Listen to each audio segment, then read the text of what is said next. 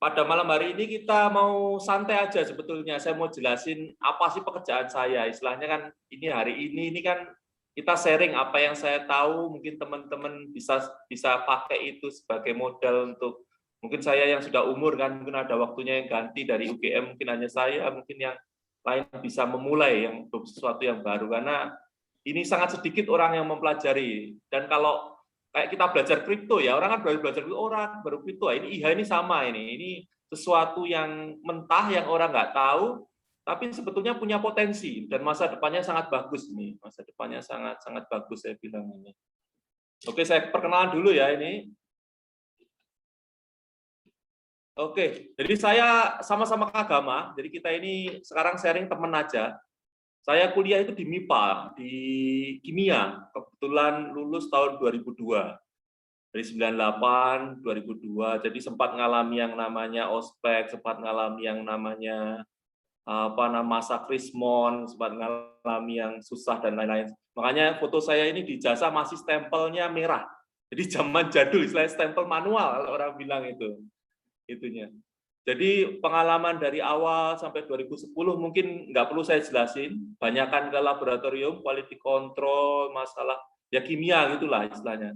Yang agak sedikit ekstrim ke engineering hanya di Bintang, itu saya kerja di engineering, benar-benar di piping, jadi kerjaannya membersihkan tangki brewing setelah fermentasi sama cleaning line untuk membersihkan sampai ke filling di tempatnya multi bintang itu Heineken, tempatnya brewery orang bilang apa namanya tempatnya haram, tempatnya orang bikin mabuk-mabuk lah itu. Itu kalau orang-orang udah pada kenal tuh, itu dengan Joko siapa dari Sampang Agung itu tahu ini. Jadi awal mula IHA itu dimulai sejak saya di Freeport. Jadi yang memulai masuknya di Freeport itu pun karena perkenalan. Jadi waktu itu saya ada training di Pulau Gadung, ketemu sama salah satu manajer di manajer safety ya, manajer safety itu lulusan IPB, Pertanian Bogor, namanya Pak Eka. Kita ngobrol di Soekarno-Hatta, terminal C, beliau mau terbang ke Timika. Saya dari Pulau Gadung habis training Six Sigma, kan saya punya Six Sigma. Dan training Six Sigma ngobrol lama, panjang lebar, ada lowongan di Freeport. Langsung itu, jadi saya di sana statusnya langsung karyawan tetap lah, karyawan langsung staff di posisi level 1. Kalau orang graduate kan harus MT terus baru ke staff, kalau saya langsung ke staff itu dalam kurun waktu 3 bulan. Zaman itu masih bisa karena sekarang kan Papuan yang dicari kan. Itu dari situ saya belajar tuh IHA bener-bener nol. Jadi saya nggak tahu IHA itu apa, ini apa, dan beruntungnya di Freeport itu perusahaannya besar. Perusahaan besar artinya IHA ini sangat difokuskan. Karena apa? Di Freeport McMoran itu ada CIH. Jumlahnya ada 3 orang waktu 2010. Berkelanjutan makin banyak. Mungkin sekarang ada 5 sampai 7 orang. Di Freeport McMoran ya itu ada 7. Dari situ saya mulai belajar pelan-pelan kok kayaknya menarik nih. Pertama gabung sama safety, jadi kita tahunya campur sama safety. Jadi di Freeport itu saya nggak ngelakuin juga terkait IHA, tapi saya ngelakuin chemical safety juga. Jadi saya nge-review semua bahan kimia yang ada di Freeport. Makanya saya punya ahli K3 kimia juga. Jadi saya punya ahli K3 umum, ahli K3 kimia, konstruksi juga punya. Karena di Freeport itu saya pegang seluruh area. Nggak cuman orang bilang, oh mining. Saya nggak cuman mining, saya ngerjain airport. Kan Freeport punya airport, punya tangki fuel juga untuk aftur, punya transfer fuel, punya laut, punya marine kan, punya cargo dock, punya pulau yang untuk pengeringan itu bar. Jadi semua area Freeport itu saya tahu. Jadi kalau orang bilang orang Freeport saya underground, dia cuma tahu underground, saya enggak, seluruh area saya tahu. Mulai dari yang surface yang sekarang ditutup itu tambang terbukanya sampai tambang bawah tanahnya di LMZ yang sekarang dibuka, terus GBC yang rencana mau dibuka, itu semua sudah kita lalui. Kalau saya itu istilahnya sudah kita lewati lah. Karena IHA jumlahnya sedikit, di Freeport itu sekitar jumlahnya 12 orang. Dan background-nya, rata-rata background orang IHA itu nggak ada yang orang bilang, oh saya lulusan teknik. Dari mana? Teknik geologi? Nggak ada. Di Freeport itu ya ada yang lulusan agama, saya bilang aja, ada yang lulusan akuntansi. SAG, ada yang SAG, lulusan akuntansi, ada yang D3 ilmu ilkom, ada yang desain grafis, ada, jadi macam-macam di IHA di Freeport itu. Dan semuanya belajar, semuanya di situ belajar. Karena di perusahaan besar itu dia tidak mementingkan kompetensi, tapi trust. Jadi kerja di Freeport itu benar-benar kerja kerja, orang kerja sama-sama punya kemauan untuk bekerja. Karena medannya sulit. Jadi kalau orang disuruh kerja nggak mau, ya jangan kerja di situ, gitu istilahnya gitu. Kalau orang nggak kenal, nggak tahu pasti orang ini bisa jalan, ya nggak akan direkrut itu. Dan kebetulan alhamdulillah itu ada teman Pak Eka itu yang bawa saya ke Freeport McMoran. Nah, seiring perjalanan waktu, ada yang masalah namanya smelter itu, hilirisasi masalah smelting 2017. Mungkin saya masuk daftar, jadi di situ saya masuk daftar yang di-listkan untuk dikeluarkan. Jadi posisi saya itu dihilangkan. Jadi posisi saya terakhir di sana chemical safety, Gen 4. Kalau di sana namanya senior engineer, kalau di Freeport levelnya senior engineer gitulah. Itu setara Gen 4 itu setara senior engineer kalau di Freeport. Itu saya jabatannya chemical management system. Jadi di sana tuh saya menguasai semua approval chemical. Jadi kalau orang tahu Joko yang nggak nge-approve lubricant, itu saya itu yang nggak nge-approve di sistem. Nah, itu tuh biasanya yang approval-nya dari saya, karena dari VP ke manager, appointed-nya ke saya, itu untuk urusan chemical management. Jadi saya sudah nggak ke IH, tapi udah advance ke chemical. Larinya ke audit, ke masalah apa namanya penimbunan detonator, eksplosif, itu berapa persen ininya, itu urusan kita. Nah, 2017 keluar, saya nganggur kira-kira 3 bulan, ada teman mantan Lekton di TIS Indonesia, TIS kontraktor, Pak Oto, nelpon dia, Mas Joko udah keluar dari Freeport ya? Kan di Freeport ada ngejain barak tuh Mas, Lekton kan ngejain konstruksi pembuatan akomodasi itu barak di Riskem namanya. Itu kebetulan Lekton itu manajernya itu Pak Oto itu ngejain mining dia. Dia sekarang megang mining seluruh Kalimantan di batubara, termasuk yang di Sangatta yang punyanya KPC itu. Nah, itu saya direkrut, saya masuk ke JHO, Jakarta Heat Office. Jadi saya kerja di Jakarta, lama di TIS, itu di situ ya 2 tahunan. Sebelum ditawari ke Kuwait, di Kuwait ini pun saya berkenalan dengan orang Kuwaiti. Waktu saya training di Singapura, itu ketemu sama salah satu senior Kuwaiti yang sekarang sudah retired di perusahaan saya ini, di Kipik ini, namanya Pak Mr. Jamal itu dia lagi training di Singapura, saya juga lagi training di Singapura. Di situ ngobrol panjang lebar, saya ditawari, kamu mau nggak bantuin untuk ngedevelop di Kipik, di oil and gas-nya government-nya Kuwait. Dia rekrut. Nah, pas saya masuk, kena COVID dah, mulai COVID itu. Jadi mulai sulit untuk traveling dan lain-lain. Oke, lanjut ya ininya. Jadi kita udah bahas masalah saya, sekarang saya terangin ini, industrial hygiene. Apa sih industrial hygiene itu? Jadi saya jelasin basicnya. Kalau orang nggak tahu tuh industrial hygiene ngukur, bukan. Hygiene itu setara dengan cleaning. Clean. Kalau orang bilang you hygiene itu berarti kamu bersih, tapi level kebersihanmu tuh diatur. Ya, jadi jangan pernah bilang, oh tempat kerjamu kotor. Kotornya seberapa? Asumsi yang itu yang menyebabkan orang sering berasumsi, oh iya tempat kerjamu kotor, tapi dia tidak memberikan solutif. Artinya dia memarahkan orang, oh kamu harus bersih. Seberapa bersih? Kan gitu ya. Nah, hygiene itu punya limit, makanya nanti ada yang tadi disebutin kan ada nilai ambang batas, itu bahasa Indonesianya. Kalau Inggrisnya mungkin tolerance limit. Kalau di negara-negara ada yang asli IH bilang TLV TWA 8 jam, atau apa namanya style itu yang 15 menit, ceiling yang nggak boleh dilewati. Terus ada IDLH itu yang mendekati ke fatality kan. IDLH kan immediately dangerous, life-threat, itu hampir mendekati acute, langsung potensial death ya, potensial fatality di situ. Oke, jadi hygiene itu adalah faktor di mana orang dinyatakan bersih, tapi kebersihannya diatur dalam suatu toleransi. Itu semua faktor, nggak cuma fisikal, kimia, biologi. Sekarang AIH yang di Amerika sama IH sudah lari ke psikososial. Artinya apa? Di IH ini nggak cuma orang-orang lulusan sains, tapi orang psikologi pun bisa masuk ke IH. Dan sudah ada 3 orang posisinya HR manager itu ada di AIH di American. Itu sedang mengembangkan masalah psikososial. Jadi gimana sih supaya stres yang di dalam mental itu bisa ada limitnya, gitu loh. Di valuable, dibentuk dalam bentuk angka itu akan dikorelasikan jadi limit, kira-kira gitu. Dianggapnya limit, gitulah. Itu. Di IH itu konsepnya dari awal kan penemunya Alice Hamilton yang di IH itu kan penemunya kan seorang dokter perempuan. Itu kebetulan dia dokter penyakit dalam, namanya Alice Hamilton. Makanya di Amerika itu ada yang namanya award Alice itu spesial karena penemunya ya dokter Alice itu yang cewek ini, dia ngembangkan ini awal mulanya arek. AREC itu Anticipation, Recognition, Evaluation, Control. Ini urutan tahapan seorang IH untuk sampai clean. Orang bilang clean tapi clean secara higienik. Jadi kalau orang konsepnya you clean, nggak mungkin orang 100% clean, tapi hygiene. Hygiene itu artinya you bersih tapi dengan takaran yang sudah tidak akan menyebabkan kamu mengalami gangguan kronis, akut dan lain-lain. Gitu. Jadi yang awal mulanya adalah itu awal mulanya dia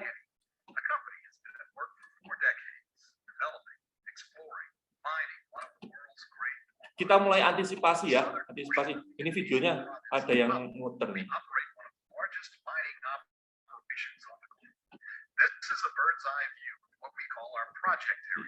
Itu. Halo, selamat malam. Lagi muter video kah, Pak? Belum tertampil. Keputar nih, apa namanya? Keklik ini, kayaknya. Gimana Mas Joko? Tunggu sebentar ya. Ya. Apa namanya? Video masalah Freeport itu. Jadi kan saya mau berikan gambaran ini. Apa namanya di operasinya Freeport itu seperti apa ini? Jadi di YouTube tuh itu sudah ada videonya sebetulnya. Oke, saya stop dulu videonya ya.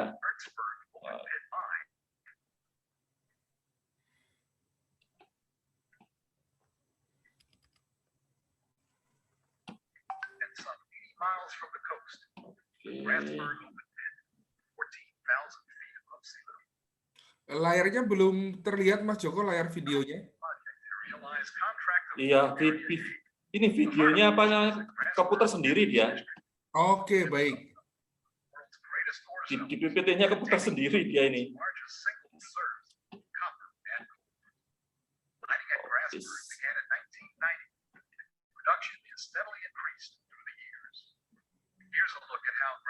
Atau mau saya bantu share screen dari tempat saya, Mas Joko? Ya, sudah. Oke, sudah. Itu boleh. Ini networknya dia apa namanya nyambung sendiri dia. Oke. Ya Pak M.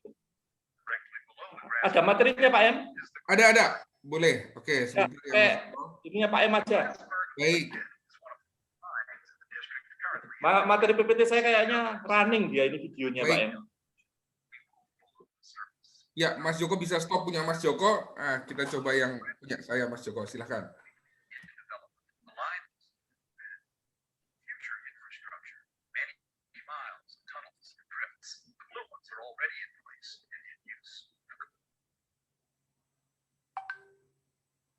Oke Pak M, ini materi PPT-nya dari Pak M aja. Ini kayaknya dari tadi PPT problem nih Pak M. Siap. Monggo Mas Joko, silakan. Upload tadi agak lama keluar itu mungkin karena dia running videonya. Oke, siap di belakangnya ya, boleh, siap. Ya, betul Pak M. Pak M, ini ada. Atau masih di sini, monggo Mas Joko, nanti tinggal di next aja saya mainkan slide-nya Mas Joko. Ya Pak M. Ya, jadi apa namanya awal mulanya kita ngelakuin antisipasi. Jadi di IH itu kan kita nggak tahu misalnya ada bahaya noise. Kita nggak punya alatnya kan. Kita nggak punya alat buat ngukur noise.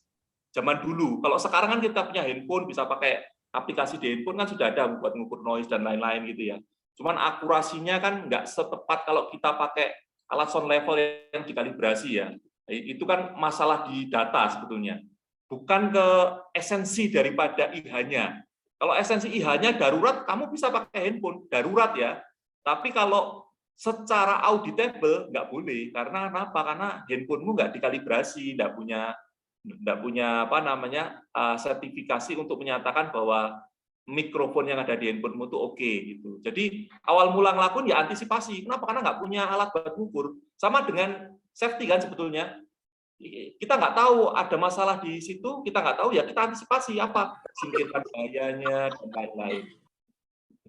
Yang kedua kita recognize habis mengantisipasi baru kita melakukan pengakuan atau pengenalan. Kita lakukan pengenalan itu apa? Ya kita lakukan apa namanya dalam tanda kutip risk assessment, di situ ada apa, terus ngelakuin survei, di situ ada apa, kita list apa aja yang ada di situ dan lain-lain. Jadi di situ kita melakukan recognize. Kalau di bahasa Indonesia ini agak ruwet juga, sama dengan hasad. Hasad itu sebenarnya bukan bahaya. Hasad itu sesuatu bahaya, bukan bahaya itu bukan, tapi sesuatu bahaya. Jadi bahaya dalam bentuk benda dia gitu. Benda bahayanya itu. Kalau bahaya kan kata kerja sebetulnya kan itunya. Jadi agak rancu gitu. Jadi recognize, habis recognize baru evaluasi. Setelah kita lakukan itu, kita evaluasi. Evaluasinya apa ya? Kita monitoring, kita tahu angkanya, pakai nilai ambang batas, kita tentuin levelnya. Ya, kalau di IHA dia konsepnya seminimal mungkin. Kalau di iklan rokok itu how low can you go? Seberapa rendah kamu sanggup melakukan penurunan, gitu loh. Kalau IHA Amerika, kita sudah CIH itu minimal 50% dari ambang batas. Kalau Indonesia kan baru NAB baru melakukan action. Kalau kita enggak, action level itu 50% dari ambang batas. Jadi sebelum nyampe di 8 jam itu kita sudah melakukan action. Itu di 50% dari ambang batas. Makanya kenapa perlu melakukan evaluasi. Habis dari situ kita kontrol. Kontrolnya apa? Supaya turun ke 50. Jadi kita punya target tiap tahun gitu-gitu. Jadi kalau kita sudah punya jaringan di internasional, itu kita punya banyak materi, punya referensi itu bagus sekali. Kita punya AIH Book. AIH Book itu panduannya itu ada white book, green book, sama purple book. White book itu tuh scientific. White book itu basic science di mana kalkulasi matematik. Itu kita harus tahu matematik karena mengevaluasi itu butuh matematik, butuh statistik, butuh logik, butuh sesuatu yang berbasis sains. Meskipun psikologi pun nanti dibentuk checklist nanti ketemunya di di scoring nanti kita tentukan limitnya, skornya berapa. Itu tetap akan larinya ke basis science. Yang kedua, green book itu terkait kompetensi. You background-nya apa, masa depanmu di mana, kompetensimu apa. Nah, itu yang green book. Terus yang kedua, purple book. Purple book itu di AIH itu namanya itu untuk performance metric. Artinya ada contoh-contoh kayak KPI gitu di IH. Kamu mau tentuin di level berapa? 1, 2, 3, 4, 5, 6 itu tuh ada ratingnya. Ada contoh-contoh lah. Kayak contoh-contoh KPI untuk IH. Jadi di situ noise, kalau noise itu gimana? Terus alatnya apa? Terus mau pakai octave apa enggak? Terus earplug-nya yang dipakai itu sudah punya NRR. Enggak cuma angka NRR ya, tapi SLC 50, 60, SLC 60 itu tiap frekuensi. Jadi tiap spon yang ada di earplug itu bisa ngurangi frekuensi di tertentu. Jadi misalnya yang tertinggi di frekuensi 1000, tetapi earplug-nya cuma bisa ngurangi di frekuensi di bawah 1000, misalnya cuma 31,25 atau 75 kHz, maka nggak fungsi. Artinya earplug-nya itu benar NRR-nya 33, tapi sebetulnya 33 di frekuensi bukan 1000, di frekuensi 75 kHz. Itu ada masalah juga. Makanya dia di situ kalau orang IH yang sudah expert, yang sudah pengalaman pasti tahu masalah-masalah itu. Kalau awal-awal pasti nggak tahu. Awal-awal belajar saya pun nggak tahu. Awal-awal belajar di Freeport itu tuh terberuntungnya dia memiliki alat yang banyak. Ya Mas Danang, silakan kalau ada pertanyaan langsung kita jawab. Monggo Mas Danang, silakan. Tadi saya resen dulu, nyicil Mas, katanya Mas Emmanuel tadi nunggu materi selesai. Oh, gimana Mas Joko, mau kita tunggu selesai biar dapat semua atau mau di sela-sela? Monggo Mas Joko. Kalau saya boleh aja di sela-sela, boleh, orang materi kita pendek kok ini. Slide saya kan silakan Mas Danang. Ya, silakan Mas Danang langsung biar kelupaan. Nyuwun sewu tadi yang di chat sudah ada yang duluan Mas, itu 2 orang, Pak Pungki sama Mas Haruno. Mungkin beliau dulu Pak. Saya resennya barusan soalnya. Monggo, nggak apa-apa Mas Danang. Mas Danang yang angkat tangan duluan. Nggak apa-apa Mas Danang. Angkat tangan duluan. Silakan. Mas Joko matur nuwun, salam kenal. Saya Danang. Saat ini saya posisi lagi di PHE lah, Pertamina gitu. Iya. Dulu saya pernah ditugasin ke AP gitu ya, AP kecil gitu. Itu di situ tuh saya dulu juga diamanahi ada teman yang megang IH. Sebenarnya di oil and gas, terutama kalau saya boleh sebut merek ya, di Pertamina ini masih yang baru juga sebenarnya gitu loh. Saya sendiri juga sempat ini opening dulu ya Mas. Saya juga sempat nanya, ini orang ngapain ya IH di oil and gas gitu kan. Terus dia ngukur macam-macam dulu. Kebetulan rekan saya ini memang basic ngambil IH gitu ya. Dia ngukur kayak vibrasi gitu. Terus saya juga bisa tahu ada ergonomi, terus ada psikososial, macam-macam lah di lapangan diukur semua, ada indoor air quality gitu kan. Ya, saya awalnya skeptis, cuman begitu ngelihat ke depan ini nanti berdampak sebenarnya ke kesehatan pekerja juga di akhir. Tapi secara kalau pengukuran yang aspek fisik ya Mas, kayak vibrasi, terus kayak lux, pokoknya semua yang terkait sama lingkungan kerja, itu saya ibaratnya itu mudah terukur dan manajemen alhamdulillah mendukung hal itu. Karena dia nanti kita sudah jelaskan itu kalau dibiarkan, efeknya memang tidak sekarang gitu ya. Nanti pas mungkin exit MCU atau apa mau pindah gitu, baru ketahuan lah, long term intinya. Tetapi ada satu yang menarik Mas, psikososial ini.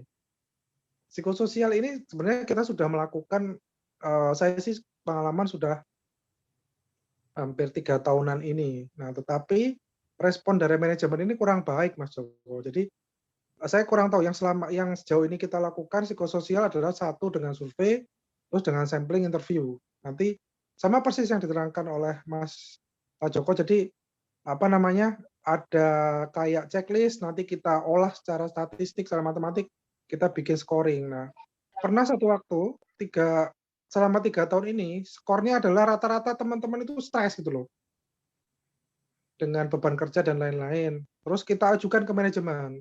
Nah, cuman respon manajemen ini tidak seperti yang kita harapkan, Mas. Jadi ya sudah, tolong diatur program-program untuk mengurangi stres. Kita ajukan, kita propose program untuk mengurangi stres gitu. Tapi begitu lihat budgetnya, jangan dulu dipotong-potong gitu. Mungkin Mas Joko khusus untuk psikososial ini ada semacam pengalaman gitu ya, Mas, respon dari manajemen mungkin di tempatnya Mas Joko yang lama atau yang baru seperti apa ya? Karena ini kan faktornya sebenarnya ya kerja ya pasti ada stresnya kan, gampangnya gitu. Terus pengelolaan stres jauh ini yang saya terima hanya teoritis, misalnya ambillah contoh pada saat pandemi ini gitu kan, ada namanya Zoom fatigue. Jadi diatur-atur aja waktu Zoom-nya bikin saya santai. Cuman kan itu teori Mas. Prakteknya ya tetap aja berulang seperti itu terus sampai baru jalan 2-3 bulan akhirnya perusahaan itu meniadakan, sebenarnya inisiatif yang bagus ya, dia meniadakan meeting di atas jam sebelum pokoknya jam 6 sore itu tidak boleh meeting, dan di hari Jumat itu no meeting after 10. Jadi sudah setelah jam 10 siang tidak ada meeting. Nah, itu alangkah yang awalnya bagus. Cuman untuk hal-hal yang lain ini menurut saya belum nemu formulasi yang cocok ini untuk mengurangi psikososial.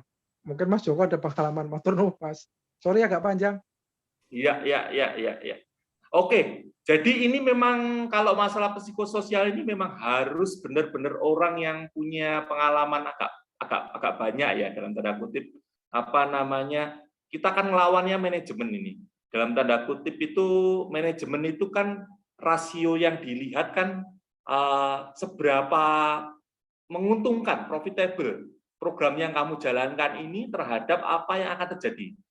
Karena saya belajar juga di productivity kayak teknik industri, saya belajar juga Kaizen gitu. Jadi dan saya belajar Dale Carnegie Mas. Jadi usahakan kita selain untuk diri kita sendiri ya, diri kita itu kita juga belajar semacam NLP. Kita diri kita sendiri lah. Kalau saya pribadi ya, saya selalu ngikuti seminar-seminar di mana itu untuk memotivasi diri saya. Apakah itu pakai Dale Carnegie, apakah itu motivator itu saya ikutin, tapi saya nggak jadi bebek, saya nggak ngikor. Saya ngikuti tapi nggak ngikor. Ini saya kasih contoh salah satu program yang bisa dipakai ya. Ini di TIS itu ada yang namanya Are You Okay? Are You Okay itu kita saling menyapa tiap pagi. Pakai bahasa Inggris, Are You Okay? Kamu baik apa aja, terus tanyain. Maksimum 5 menit. Untuk meningkatkan psikologi antar teman. Itu yang paling murah ya kan, manajemen nggak mau yang berbudget mahal ya. Bisa juga program pakai smartwatch, mungkin yang paling murah pakai Xiaomi atau apa untuk deteksi smartphone, nanti kerjasama dengan aplikasinya nanti kedeteksi dia. tidurnya nyenyak atau enggak, sleeping itunya, itu wellness, programnya wellness. Itu juga kalau dalam tanda kutip itu faktor yang sangat penting. Karena mental itu sekarang dalam zaman COVID nih ya ini mohon maaf ini zaman COVID sekarang ini saya turut berduka juga banyak teman-teman kita di Indonesia angkanya tinggi dan lain-lain. Kalau dibandingkan di Kuwait mungkin yang sangat rendah sehari cuma 8 orang meninggal, less than kadang 5, kadang cuma 2, tapi positifnya 1.700 itu sangat jauh berbeda ya. Tapi memang manusia itu kan punya kecukupan. Kayak tadi health itu kan ada level limit cleanness. Manusia itu juga ada level satisfied. Saya merasa sudah tercukupi. Tercukupi bisa macam-macam, materi, perhatian, mental itu, atau mungkin dan lain-lain. Kalau di Freeport, Mas, pengalaman saya, orang diuja dengan uang. Pertama apa? Bonus-bonus safety-nya banyak. Man hour untuk nyampe 1 juta man hour itu sangat mudah, kurang dari 20 hari. Itu pun langsung dapat gram emas, 2,5 gram. Makanya jangan heran kalau orang Freeport uangnya banyak, karena bonus safety-nya banyak. Dan mereka itu sampai menembak orang lain, menembak itu dalam tanda kutip mengancam. Kamu jangan sampai kecelakaan loh. Kenapa? Nggak dapat uang. Gitu. Jadi ada dualisme. Kalau Pertamina saya tahu ya, mungkin budgetnya nggak sebesar, karena banyak orang Pertamina juga yang jadi operator di Kuwait sini. Dia mengeluh masalah budgeting dan lain-lain. Pertamina kan BUMN ya, agak kesulitan untuk keluarin budget dan lain-lain. Beda dengan KIPIK yang di Kuwait sini yang royal. Kita harus tahu culture-nya dulu. Pertama kita bahas culture-nya, kita perkuat ilmu kita, karena IH ini kan banyak ya psikologi. Kalau sampai nggak belajar ilmu neuro NLP, sampai juga nggak tahu gimana mengendalikan mental orang yang down ini. Kan sampai udah punya checklist. Di checklist kan ketahuan, oh masalahnya di sini. Setelah itu lanjutannya apa? Kalau di Freeport ada jadwal psikologi, jadwal kayak telepon psikologi. Kalau di TIS ada nomor 24 jam. Jadi TIS itu kerjasama sama konsultan, namanya iradat.com, itu isinya psikologi, 24 hour, kamu bisa telepon. Aku ada masalah, curhat lah.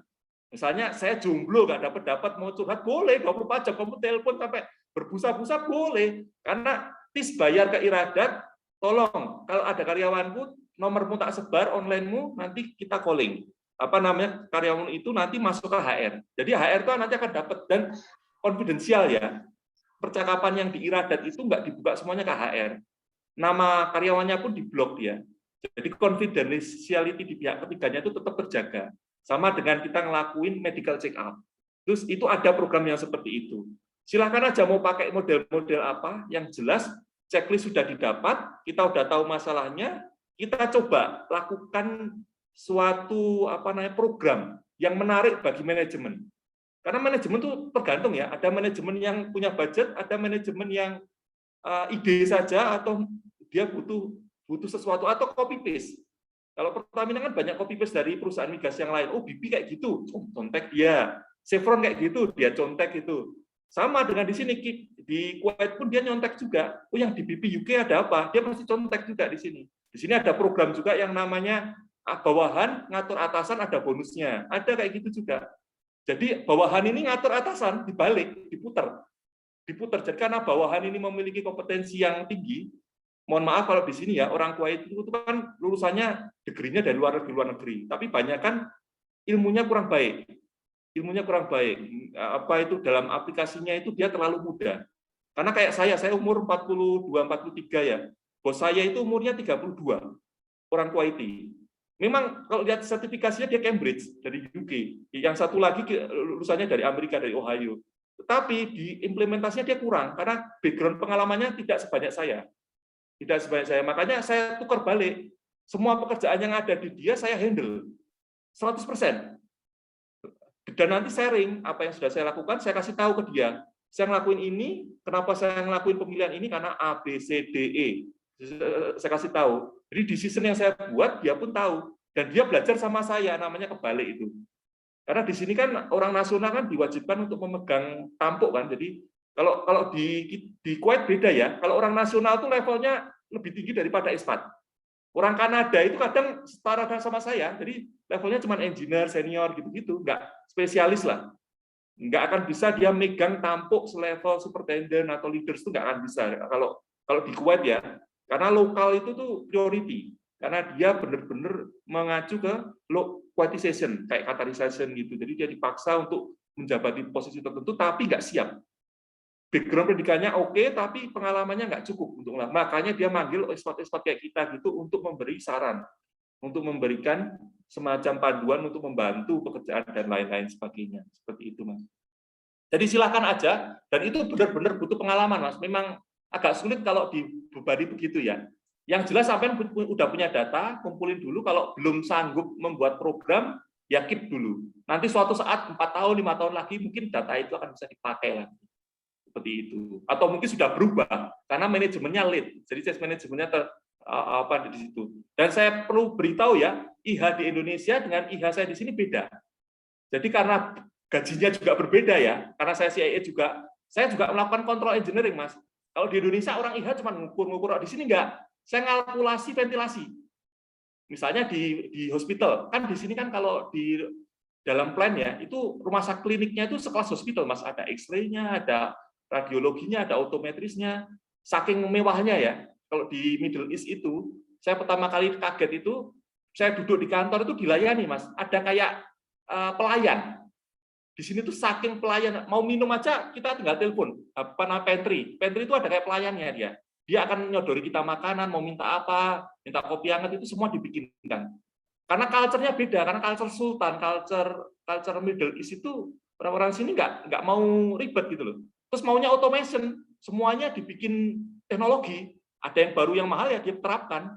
Semua teknologi baru yang ada di luar dia mau apply. Karena apa? Bagi dia budgetnya kecil.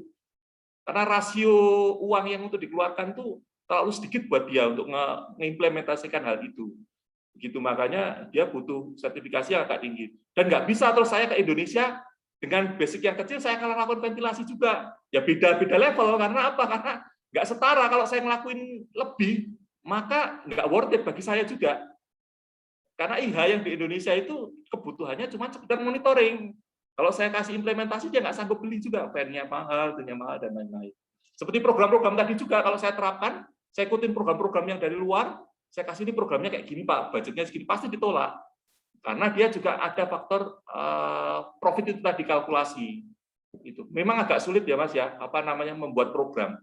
Dan itu memang benar-benar orang yang harus berpengalaman kalau untuk program itu. Oke, kita lanjut lagi ya. Nanti ada bahasanya. Kenapa ada terjadi seperti itu? Ayo Pak M, kita lanjut Pak M. Ya. Ya, nanti ada lanjutannya Mas. Terang aja nanti jawabannya tetap ada. Sebentar Pak, punya saya freeze ya? Iya, freeze ya. Iya. Karena nanti ada permasalahannya. Mengapa kok yield itu IH itu kecenderungannya tidak kurang worth it ya? Apa maksudnya? Mas Joko, sebenarnya kalau untuk program yang lain, kalau pengalaman saya yang sifatnya fisik ya Mas, kayak kalau tadi Mas Joko ganti ventilasi ya, di tempat saya mungkin nggak ganti ventilasi gitu. Tapi sempat ganti juga kayak kursi, semua kubikel itu digantiin semua, dia approve. Cuman begitu program yang sifatnya lebih ke psikososial, nah ini agak susah. Itu aja sih. Ya berikan proposal aja Mas. Pertamina udah punya hotline 24 jam buat psikologi nggak? Kalau untuk psikologi, kalau untuk kebetulan kan saya barusan pindah direktorat dulu waktu pas di AP itu Mas. Pas di AP itu untuk program yang sifatnya fisik, ya kayak tadi ganti ventilasi, itu lux meter, itu semua kubikel, semua sampai karpet itu di-approve gitu loh. Yang terkait sama fisik, cuman yang terkait sama manusia ini sentuhannya agak kurang gitu loh, Mas. Ya tetap diberitahukan Mas, ada masalah itu tetap harus dikasih tahu kan datanya. Buatkan presentasi, ini Pak ada program, kita kasih opsi 1, 2, 3. Kalau di ITIS itu ada namanya business case. Jadi saya kan di ITIS kan posisi saya koordinator occupation health tuh. Jadi saya kan megang 7 tambang, 1 JHO, sama 2 workshop besar, workshop alat berat di Kalimantan. Itu saya selalu bikin business case, saya selalu kalkulasi. Kayak tadi program-program yang tadi kan, saya telepon Iradat, kamu budgetnya berapa, ininya berapa. Nanti saya presentasikan ke manajemen. Business case-nya begini, untuk nangani kasus ini, kamu keuangannya segini. Termasuk monitoring juga, saya pakai Petrolab atau pakai AS Lab, itu saya pasti kalkulasi. Tambang ini tambangnya kontraktor Indonesia di site Sangatta punya KPC ini kita mau ngelakuin pengukuran monitoring. Budgetnya segini dari Petrolab, ini proposalnya. Tak kasihkan semua penawarannya, Mas. Ininya. Lah nanti dia negosiasi, bisa dikurangi nggak ini berapa, ini berapa gitu. Biasanya ada kalkulasi bisnisnya. Harus ada proposalnya, Mas. Kalau di TIS namanya business case. Apa namanya business case? Tiap perusahaan beda-beda namanya. Di ininya. Kalau di Freeport namanya program plan dia. Itu program plan. Jadi setelah ngelakuin evaluasi, ngelakuin monitoring misalnya di underground, DPM, diesel particulate matter-nya berapa dia. Nanti kita ngelakuin rekomendasi itu. Kita lapor CIH yang di Freeport McMoran, dia ngelakuin rekomendasi.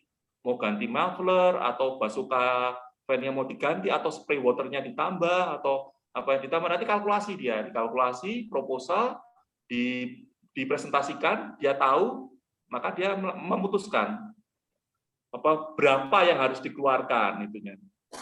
Iya, siap. Semoga menjawab ya Mas Danang ya. Iya Mas Danang. Oke, silakan.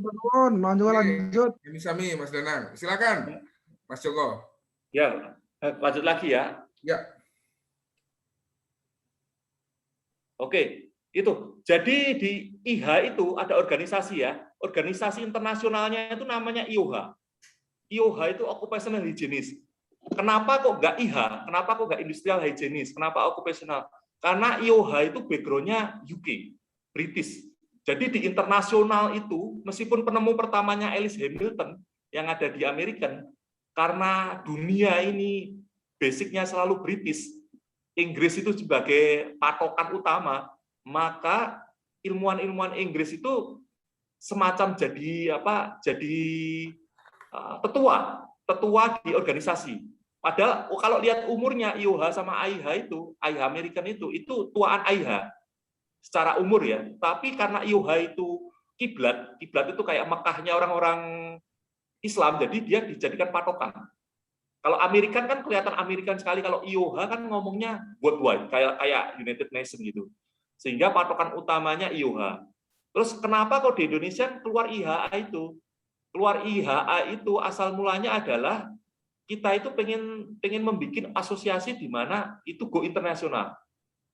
Itu go internasional. Jadi waktu 2010 saya masuk di Freeport itu 2011 ada mogok kerja.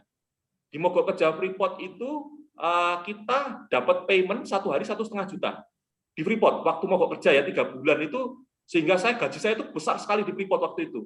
Waktu gaji besar di situ saya berpikir masa depan saya mau saya apain waktu itu, saya masa depan apa? Waktu itu saya berpikir, oh saya harus profesional nih, profesional bikin supaya masa depan saya aman, safe bagi karir saya safe. Makanya saya ngontak CIH di Amerika, saya bilang, profesi IH yang ada di Freeport ini tertingginya apa? Namanya CIH. Nah, mulai dari situ saya belajar sama orang CIH yang di US itu, Christopher, Robert Stepp, itu saya belajar sama dia. Jadi saya murni pribadi belajar. Beda sama orang-orang IH yang di Freeport, mungkin mereka stagnan tuh nggak mau belajar lagi. Sudah. Kan ada orang-orang, kalau saya kan tadi saya bilang saya belajar NLP juga, belajar beberapa cara presentasi yang baik ini dan lain-lain, itu saya rasa ilmu itu bagi saya ilmu. Tapi ada orang yang mungkin merasa cukup di situ. Nah, itu ada yang seperti itu. Nah, di IH waktu itu saya ketemu sama yang namanya Pak Hanafi sama Bu Elsa. Itu CIA juga. Pak Hanafi itu ada di Qatar Petroleum waktu itu, sama Bu Elsa ada di BP. Terus waktu itu Bu Elsa juga keluar dari BP, retired kan, resign, terus Pak Hanafi pindah ke ADNOC ke Dubai dia. Nah, Pak Hanafi itu waktu itu nawarin saya di Qatar Petroleum. Karena saya kebetulan waktu itu masih merasa besar sekali gajinya di Freeport, saya nggak mau waktu itu. Diskusi dengan itu, nggak mau saya. Kenapa? Karena nggak ada roster waktu itu. Nggak ada roster, terus jauh, saya pikirannya, susah nih makanan di luar negeri. Waktu itu kan saya berpikir, ini susah nih. Makanya saya belum mau, tapi saya tetap saya kejar. Karena itu kompetensi internasional. Kalau sampean mau dapat recognition, dapat award dalam bentuk karir atau pendapatan karir sampean tinggi, maka sampean harus achieve sesuatu yang international level. Kalau safety ya CSP itu, Certified Safety Professional, BCSP. Maka itu harus dikejar, itu cita-cita yang harus dikejar. Di IHA ini kebetulan yang paling mau diajak kerjasama adalah UI Depok FKM waktu itu. FKM waktu itu, dan yang mau pegang Pak Sahrul Nasri. Waktu itu Pak Sahrul Nasri, kerjasamanya dengan Prof. Handoyo yang ada di LSPHI, itu yang di Cempaka Putih. Tapi Pak Handoyo nggak mau. Kenapa? Karena dia nggak siap dengan IH internasional. Karena waktu dikasih modulnya yang white book sama green book tadi, keberatan dia. Karena ilmunya terlalu berat. Karena IH itu kan banyak saintifiknya ya, banyak insinyurnya. Itu kalau orang-orang insinyur suka itu begitu. Tapi kalau orang-orang yang sudah umur, yang sudah ini, pasti dia merasa beban. Sehingga dia nggak mau join waktu itu. Beberapa orang aja yang mau join. Nah, akhirnya kita bentuklah IHA dari situ, terus gabung ke IOHA yang di British itu, terus kita kerjasama dengan yang di ASEAN. ASEAN itu ada yang Korea, Malaysia, dan lain-lain itu. Terus kenapa saya bilang, saya tuliskan di sini ada ASEAN Network. ASEAN Network itu kalau di Asia, yang paling mumpuni itu di Korsel. Korsel itu banyak CIH-nya, banyak CIH-nya. Orang-orang Korean itu suka belajar dia. Dia suka teknologi karena basisnya juga US. Orang-orang Korsel itu juga belajar kiblatnya ke Amerika, ke AIH, maka dia risetnya banyak. Tapi cuma bahasanya aja bahasa Korean. Itunya. Makanya kalau lihat limit yang ada di Korean itu dia up to date. Nggak kayak kita, kalau kita copy paste. Kalau di Indonesia itu bikin peraturan selalu ngadopsi referensi luar tapi nggak ditelaah. Nggak ditelaah itu artinya sebetulnya itu angkanya sanggup nggak Indonesia ngelakuin dengan selevel itu tuh harus ditelaah. Kalau Jepang, Korea itu bikin limit yang dalam kategori yang sanggup dilalui oleh industri. Makanya banyak industri yang nggak komplain di Korea sama yang di Jepang, karena dia sudah ada mediasi. Kayak Apindo-nya itu sudah ada kerjasama. Dan dia nggak ngadopsi semua yang ada di ACGIH, karena ACGIH itu kan nggak mandatori, dia kan voluntary. Hanya ini ada limit, kamu bisa pakai, bisa enggak. Termasuk Amerika kan nggak semua pakai yang ada di ACGIH juga dia. Yang kedua, kenapa Australian? AIHO, karena Australian itu juga sekarang dia bikin tandingannya CIS, namanya COH, Certified Occupational Hygienist. Tapi dia juga banyak dan dia tertutup. Jadi marketplace-nya Australian itu untuk karir itu juga sekarang di-lock. Artinya apa? Hanya orang-orang yang punya COH di Australian aja yang bisa karir di Australian. Itu terakhir saya sebelum ke Kuwait, saya kan dikirim TIS ke Brisbane. Dan saya melihat beberapa tambangnya TIS yang ada di TIS Australian. Beda jauh sekali. Dan IH yang di sana itu benar-benar worth it. Worth it itu benar-benar rekomendasinya diakui, itunya diakui, pekerjaannya juga valuable. Artinya karirnya itu cukup mumpuni dengan gaji yang cukup besar untuk dapatkan posisi itu di Australia. Makanya lingkup-lingkupnya di situ. Kalau sekarang di ASEAN, Malaysia ini, MIHA yang saya tahu terakhir ini, MIHA ini lebih duluan daripada IHA. Kenapa? Karena waktu itu Pak Hanafi ExxonMobil bekerjasama sama Petronas Shell, didukung sama selnya Petronas untuk memulai MIHA. Kalau IHA nggak didukung sama Pertamina. Jadi IHA ini nggak punya sokongan uang, nggak punya domplengan. Kalau MIHA didukung 100% sama Petronas ya. Sehingga semua kegiatannya itu, semua level yang ada di Petronas itu semua punya sertifikat MIHA. Dan sekarang kayak BCS, kayak BNSP-nya ya. Kalau di MIHA itu kan namanya HRDF itu tuh kalau kita BNSP lah. BNSP untuk sertifikasi kompetensi itu ya. Itu IH itu harus ikuti MIHA sekarang. Karena sertifikasinya internasional. Artinya apa? MIHA itu sudah sekelas government, sekelas LSPHI yang ada di Cempaka Putih. Itu kalau di tempat kita enggak, kalau di tempat kita bikin aturan sendiri. Keluarnya ya Permenaker 5 itu 2018. Dan itu berebut dan itu suka copy paste ya. Maksudnya suka copy paste dari peraturan-peraturan luar yang di mana sebetulnya industri itu nggak sanggup ngelakuin itu. Dan terlalu terlalu dipaksakan. Artinya limit-limit yang di situ kan jadi pasal tuh. Kalau sudah jadi pasal, kalau melanggar ya jadi masalah nanti berikutnya.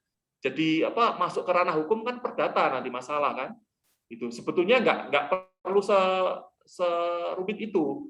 Kuncinya adalah kita dapetin angka-angka kesehatan kerja, artinya PAK yang kronis itu kita sudah capture. Sampai sekarang pun kan ini data-data kronis kan kita nggak pernah dapatkan dari BPJS TK, karena nggak ada yang mau benar-benar fokus ke situ. Semua sporadik, minta data dari sini, akan sulit kita untuk dapetin itu.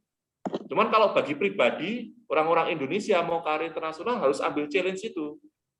Jadi kalau saya lihat masa depannya ya, di safety itu, kan sekarang kan sudah inspeksi kan sudah pakai, sekarang di tempat saya saja sudah trial pakai yang kayak Google Lens itu. Yang inspeksi tinggal pakai kacamata, nanti valep itu kan sudah langsung terikot artinya kalau inspeksi nggak perlu lagi pakai checklist. Sehingga jangan harap kita berprofesi safety lagi. Jadi kalau kita pikirannya safety, checklist, inspeksi itu nanti nggak worth it. Posisi itu akan hilang karena teknologi memaksa kita untuk tidak lagi menggunakan paper dan nggak butuh manusia karena dengan template yang ada itu sudah mengadopsi hal itu. Kalau IH nggak bisa, IH harus diukur, makanya orang-orang IH pasti akan jadi banyak karena butuh data itu. Intinya di situ. Terus yang pertanyaan Mas Danang yang tadi yang pertama tadi PAK. Kenapa? Karena orang-orang Kuwaiti itu, orang Kuwait sini, itu fokus ke orang. Artinya harga diri orang itu sangat mahal. Kayak Amerika mahal, makanya gajinya kan besar. Worth it. Sehingga apa? Sehingga kalau ada PAK, mereka itu ditelusur benar-benar, Mas. Makanya di tempat saya ini, karena saya perusahaannya government, kayak Pertamina juga, kan Kipik ini kan perusahaannya milik government dia, under KPC namanya. Tapi saya divisi downstream-nya. Kan ada divisi upstream, downstream ada tanker, ada yang drilling, ada yang eksplorasi ya. Ada yang Kufek itu, yang offshore itu, yang megang Natuna juga, itu punya yang Kuwait juga, itu namanya Kufek itu.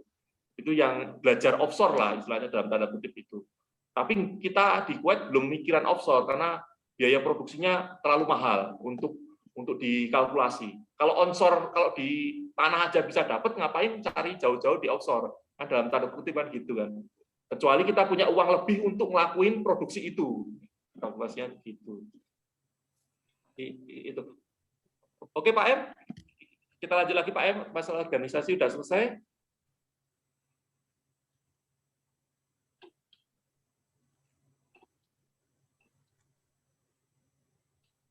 Oke, next Pak M. Ya.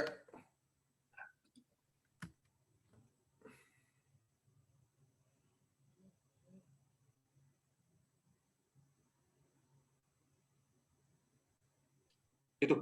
Jadi kalau untuk IHA ini, silakan kalau yang mau bergabung, silakan bergabung. Kalau ingin berkarir internasional, di IHA ini ada training namanya BOS, OHTA.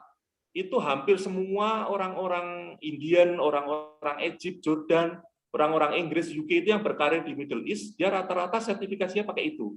Jadi belum CIH ya, itu kayak training-training untuk dikumpulin untuk jadi CIH. Memang nanti posisinya, gajinya akan berbeda dengan CIH. Tetapi untuk berkarir di internasional cukup bagus dia. Karena kita dapat posisi yang harga yang murah. Dengan IHA ini, maka harga trainingnya itu jadi lebih murah. Sama dengan NIBOS. Seperti di grup kemarin ada teman-teman nanyain masalah NIBOS. Kalau orang-orang zaman dulu, Mas, dia mikirnya budget. Kalau orang Indonesia sekarang, cari aja yang lembaga Indonesia. Kalau zaman dulu enggak. Kalau orang berpikir keras mau kerja di luar negeri, maka dia harus cari informasi dari luar. Gimana sih caranya kamu bisa dapat NIBOS, tapi harganya priceless murah? Kenapa India bisa ngasih sekitar 5 juta sampai 7 juta? Kenapa Indonesia training provider-nya ngasih 18 juta, 16, ada yang 25 juta? Ya itu karena nggak ada asosiasi yang menampung. Nah, IHA ini mengadopsi training-training luar tadi, tapi dengan price yang rendah. Kita rendah karena ada asosiasi. Kalau memang mau menampung begitu ya siapkan asosiasi. Gitu. Misalnya enggak ya otomatis teman-teman K3 kita karirnya di lokal di Indonesia. Ya saya nggak nyalain karir di lokal atau internasional ya. Cuman peluang untuk memundi-mundi uang besar itu jadi nggak dapat. Pengalaman internasional juga nggak dapat. Persaingan dengan luar juga nggak dapat. Itu aja sih masalah yang ada.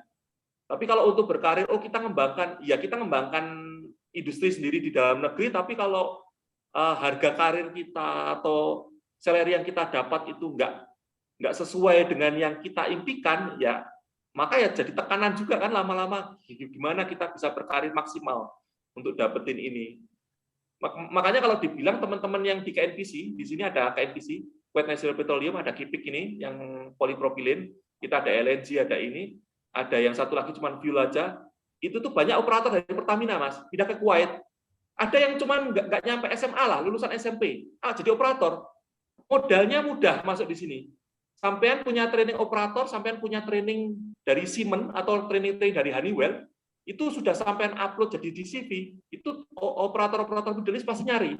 Berarti orang ini pengalaman megang plan operator CDU, Crude Distillation Unit. Dia pernah pegang Crude Distillation Unit bikinan BP tahun berapa. Itu cuma gitu aja. Sama dengan quality control ya. Kalau orang-orang kimia, orang-orang laboratori mau berkarir di internasional, cari sertifikat equipment.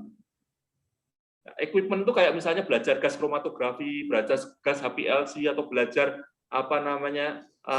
spektroskopi inframerah, tapi sertifikasinya internasional, dari asli dari si pemilik alatnya itu, si Matsu kah, Perkin Elmer kah, atau Thomas Scientific Fisher, Thomas Fisher itu, atau dan lain-lain.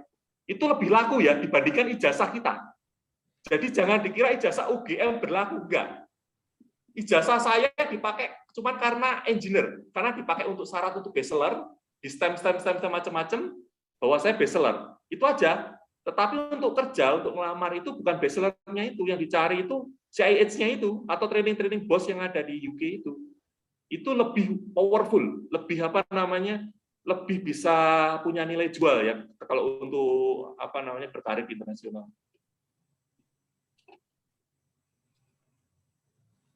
Ya ini di training CIH. Jadi saya itu tahun 2010 masuk Freeport itu saya sudah dibiayai sama Freeport ya, dibiayai sama Freeport training yang namanya HIMU. Waktu itu di Jogja, yang training Proftan. Jadi training HIMU, HIMA, HIU saya itu semua Proftan.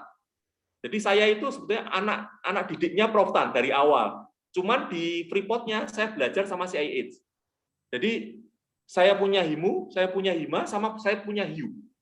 Jadi saya itu sudah nyampe di level yang HIU. Terakhir itu di HIU saya presentasi. Di depannya Prof Tan, Prof Handoyo, sama Pak Sarul Nasri, di orang-orang yang punya HIU itu saya presentasi. Presentasi nunjukin bagaimana ngelakuin suatu program kerja IH di suatu industri. Saya ngasih contoh mining, karena waktu itu saya masih di Freeport, jadi saya ngasih contoh mining, gimana bikin program kerja IH, mulai dari planningnya, dari risk assessment, planning, kontrolnya, terus monitoringnya, dan lain-lain. Seperti itu. Terus dari situ, kalau mau naik internasional, ya CIH itu, mau nggak mau CIH, ini training tertinggi yang harus dicapai.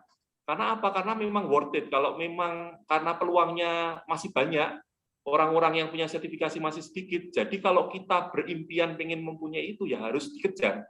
Impian itu harus dikejar. Caranya gimana ya? Menabung, belajar, terus secara continuous. Oke Pak M, lanjut Pak M. Ya. Untuk sertifikasi cukup itu aja. Nanti kalau saya jelasin agak panjang, agak kasihan juga, karena CIH itu ada tahapannya. Pertama, harus punya referensi 2 orang CIH. Artinya kalau ada orang Indonesia mau ngelamar CIH untuk punya CIH, itu sampean harus memenuhi 210 jam training IH. Dan itu sampean harus kejar online. Kejar online training. Nah, nanti di IHA sampean bisa ikut IHA, ikut training. Jadi ngumpulin jam terbang, terus punya 2 referensi. 2 referensi itu artinya 2 CIH. Bisa orang Indonesia, bisa orang luar. Kalau saya kebetulan dua-duanya orang luar. Dua-duanya orang luar. Yang satu Pak Christopher itu, yang satu lagi Robert Stepp. Jadi 2. Satu orang Kanada, satu orang US. Itu referensi saya untuk bisa ngajuin diri untuk ujian CIH. CIH itu bukan training ya, CIH itu adalah sertifikasi. Jadi kita cuma ujian, kayak TOEFL. Jadi CIH itu bukan kita training terus ujian dapat sertifikat, bukan. CIH itu kita datang ke Prometheus Test. Prometheus Test itu ruangan buat tes kayak TOEFL gitu. Kita langsung ujian. Ujiannya itu totalnya sekitar 5 jam. 2,5 jam, soalnya 120 soal, waktunya 90 menit. Terus istirahat 15 menit, lanjut lagi 120 soal, 90 menit. Jadi total tuh saya masuk jam 7, keluar jam 12-an. Ya pas sebelum duhur itu. Persis. Itu ujian itu. Dan kita nggak boleh bahwa apa-apa, kalkulator nggak boleh, jadi kalkulatornya sudah ada. Saya pikir pakai kalkulator saintifik, karena teman-teman bilang pakai kalkulator saintifik. Tapi setelah saya ikutin ujian di Kuwait, ternyata nggak boleh, kalkulator pun nggak boleh. Ikat pinggang pun, sabuk pun dikeluarin. Sabuk dikeluarin, dompet dikeluarin, kita nggak bawa pensil, nggak bawa pulpen, nggak bawa apa-apa, cuma di depan komputer sudah ada soal-soal. Dan di situ sudah ada timernya, tek, tek, tek, tek, kayak ujian UMPTN dia. Tek, tek, tek. Makanya kalau orang nggak siap akan berat ya. Dan di situ harus belajar. Makanya saya punya sesi khusus di hari Jumat. Saya ngajari orang-orang India, orang Filipina, orang Egypt. Itu kita belajar CIH. Karena banyak orang-orang negara lain yang pada belajar. Tapi orang-orang Indonesia nggak mau pada belajar, nggak tahu. Karena dia nggak berpikir. Karena di Indonesia mereka berpikir IH itu hanya ngukur. Nggak worth it. Dia belum tahu buahnya lah. Belum ngerasain buahnya, maka dia nggak tahu rasanya seperti apa. Dan nggak mau struggling untuk challenge. Nggak mau struggling untuk challenge. Aku berusaha itu nggak ada. Sehingga orang-orang udah ketakutan dulu kan waktu lihat soal-soal. Memang kalau lihat soal-soalnya kan ketakutan. Karena belajar masalah molality, molar, belum lagi molekul, belum masalah Gauss effect, belum masalah resistor, ada jembatan Wheatstone, sensor LIL itu di CIH ada soalnya juga dia. Kalkulasi rumus beberapa ohm dia di situ. Terus kenapa LIL-nya bisa ketemu, berapa ppm. Itu kan pelajaran orang elektro kan, itu orang IH harus tahu. Karena basic sensor yang ada di gas detektor itu ya resistor itu. Jadi kalau ada error, berarti yang problem adalah elektrosensornya. Dan orang IH harus bisa jelasin kenapa error gitu loh. Kenapa aku milih brand mereknya ini, kenapa aku nggak milih brand mereknya ini, karena sensornya lebih sensitif. Kalau orang CIH harus tahu itu, kalau orang IH di Indonesia mungkin nggak tahu. Kalau saya di Freeport pun mungkin belum tahu kalau saya belum CIH. Saya kan masih belajar waktu itu. Jadi saya nggak tahu, oh asal mulanya begini. Itu kalau orang itu sembarang pilih. Kayak kita belajar mobil lah, kita kan nggak tahu mobil, kita ditawari mobil A, B, C. Kalau kita nggak tahu kan kita agak ya udahlah, ngikut-ikut orang lah beli mobil itu, padahal kita nggak tahu fungsinya apa, kebutuhannya apa, tujuannya apa. Itu yang terjadi di karir kita, banyakkan seperti itu. Dan CIH membantu hal itu. Benar-benar bantu. Ini kompetensinya ya. Jadi basicnya untuk dapetin CIH itu awal mulanya misalnya kita lulus dari kampus, lulusan apapun, nggak peduli lulusan apakah itu orang psikologi, orang ini, yang penting sampean belajar basic science-nya harus belajar. Makanya ada fondasi. Kenapa itu harus belajar? Jadi kuncinya adalah belajar, bukan lulusan mana. Kuncinya adalah kita selalu belajar, bukan kamu dari background mana. Dan CIH tidak menuntut sampean lulusan mana, nggak nuntut. Tetapi dia menuntut sampean sudah punya kontak hour jumlahnya segitu. Dan mohon maaf untuk UGM, kan sertifikat UGM itu kan nggak berlaku di internasional, Mas. Jadi untuk CIH itu kita harus daftarin ijazah kita UGM itu ke namanya WES, World Education Services. Jadi saya ngirim ijazah sama transkrip nilai saya ke WES, terus habis itu WES telepon UGM tanpa lewat saya.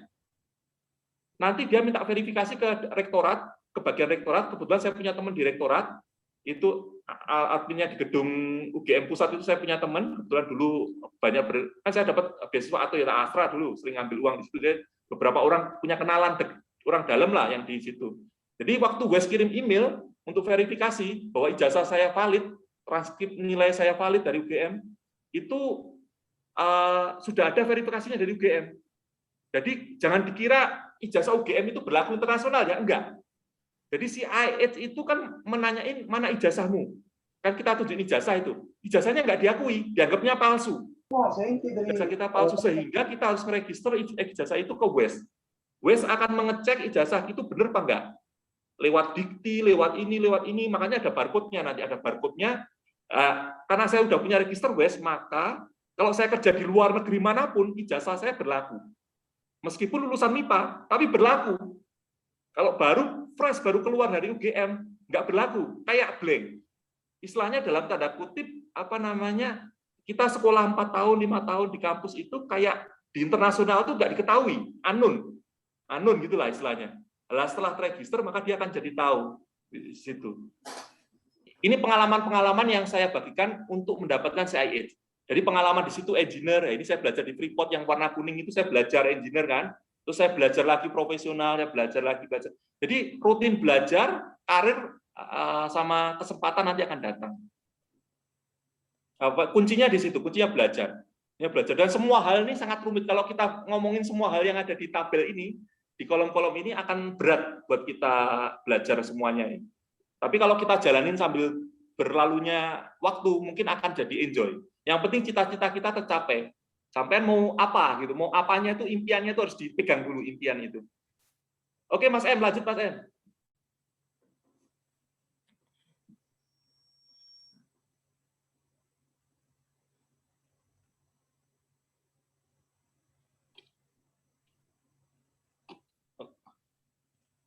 Oke ya, apa itu?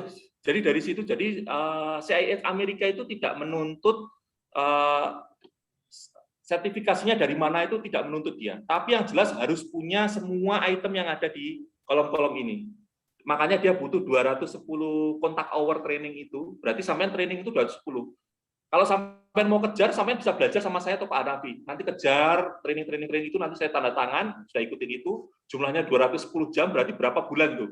Training itu 1 hari mungkin 4 jam, nanti kayak absen kita di apa namanya, di khutbah Jumat itu loh. Misalnya ada anak kecil tarawih kan tanda tangan tiap hari itu nanti tanda tangan tiap hari, nanti diverifikasi benar ada bukti video kayak gini, kayak Zoom-nya ini ada buktinya bahwa kita ada komunikasi, nanti diakui dia, di stempel. Karena CIH yang mentraining sampean, memberikan training, memberikan ini. Karena dengan label itu jadi worth it. Apa namanya, jadi kita berharga lah kayak gitunya. Oke, sekarang masalah yang ada di kesehatan.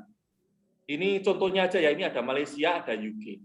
Jadi ada ILO, ini yang terbesarnya. Jadi Malaysia itu setelah dia MIHA keluar, MIHA itu pertama kali muncul, dia bikin yang namanya diagnosis PAK, seperti yang ditanya Mas Danang awal tadi. Jadi dia membuat gimana PAK itu bisa diklaim, bisa mulai diklaim. Makanya langsung setelah dari itu lonjakannya tinggi, Mas. Kalau sampai lihat di garis nomor kedua itu, setelah MIHA keluar terus ngeluarin guideline masalah itu ya. Kalau di kita kebalik, Menkes keluarin diagnosa PAK tahun 2017-16 itu ya, itu nggak naik, trennya nggak naik. Kenapa? Karena yang bikin asosiasi kedokteran IDI.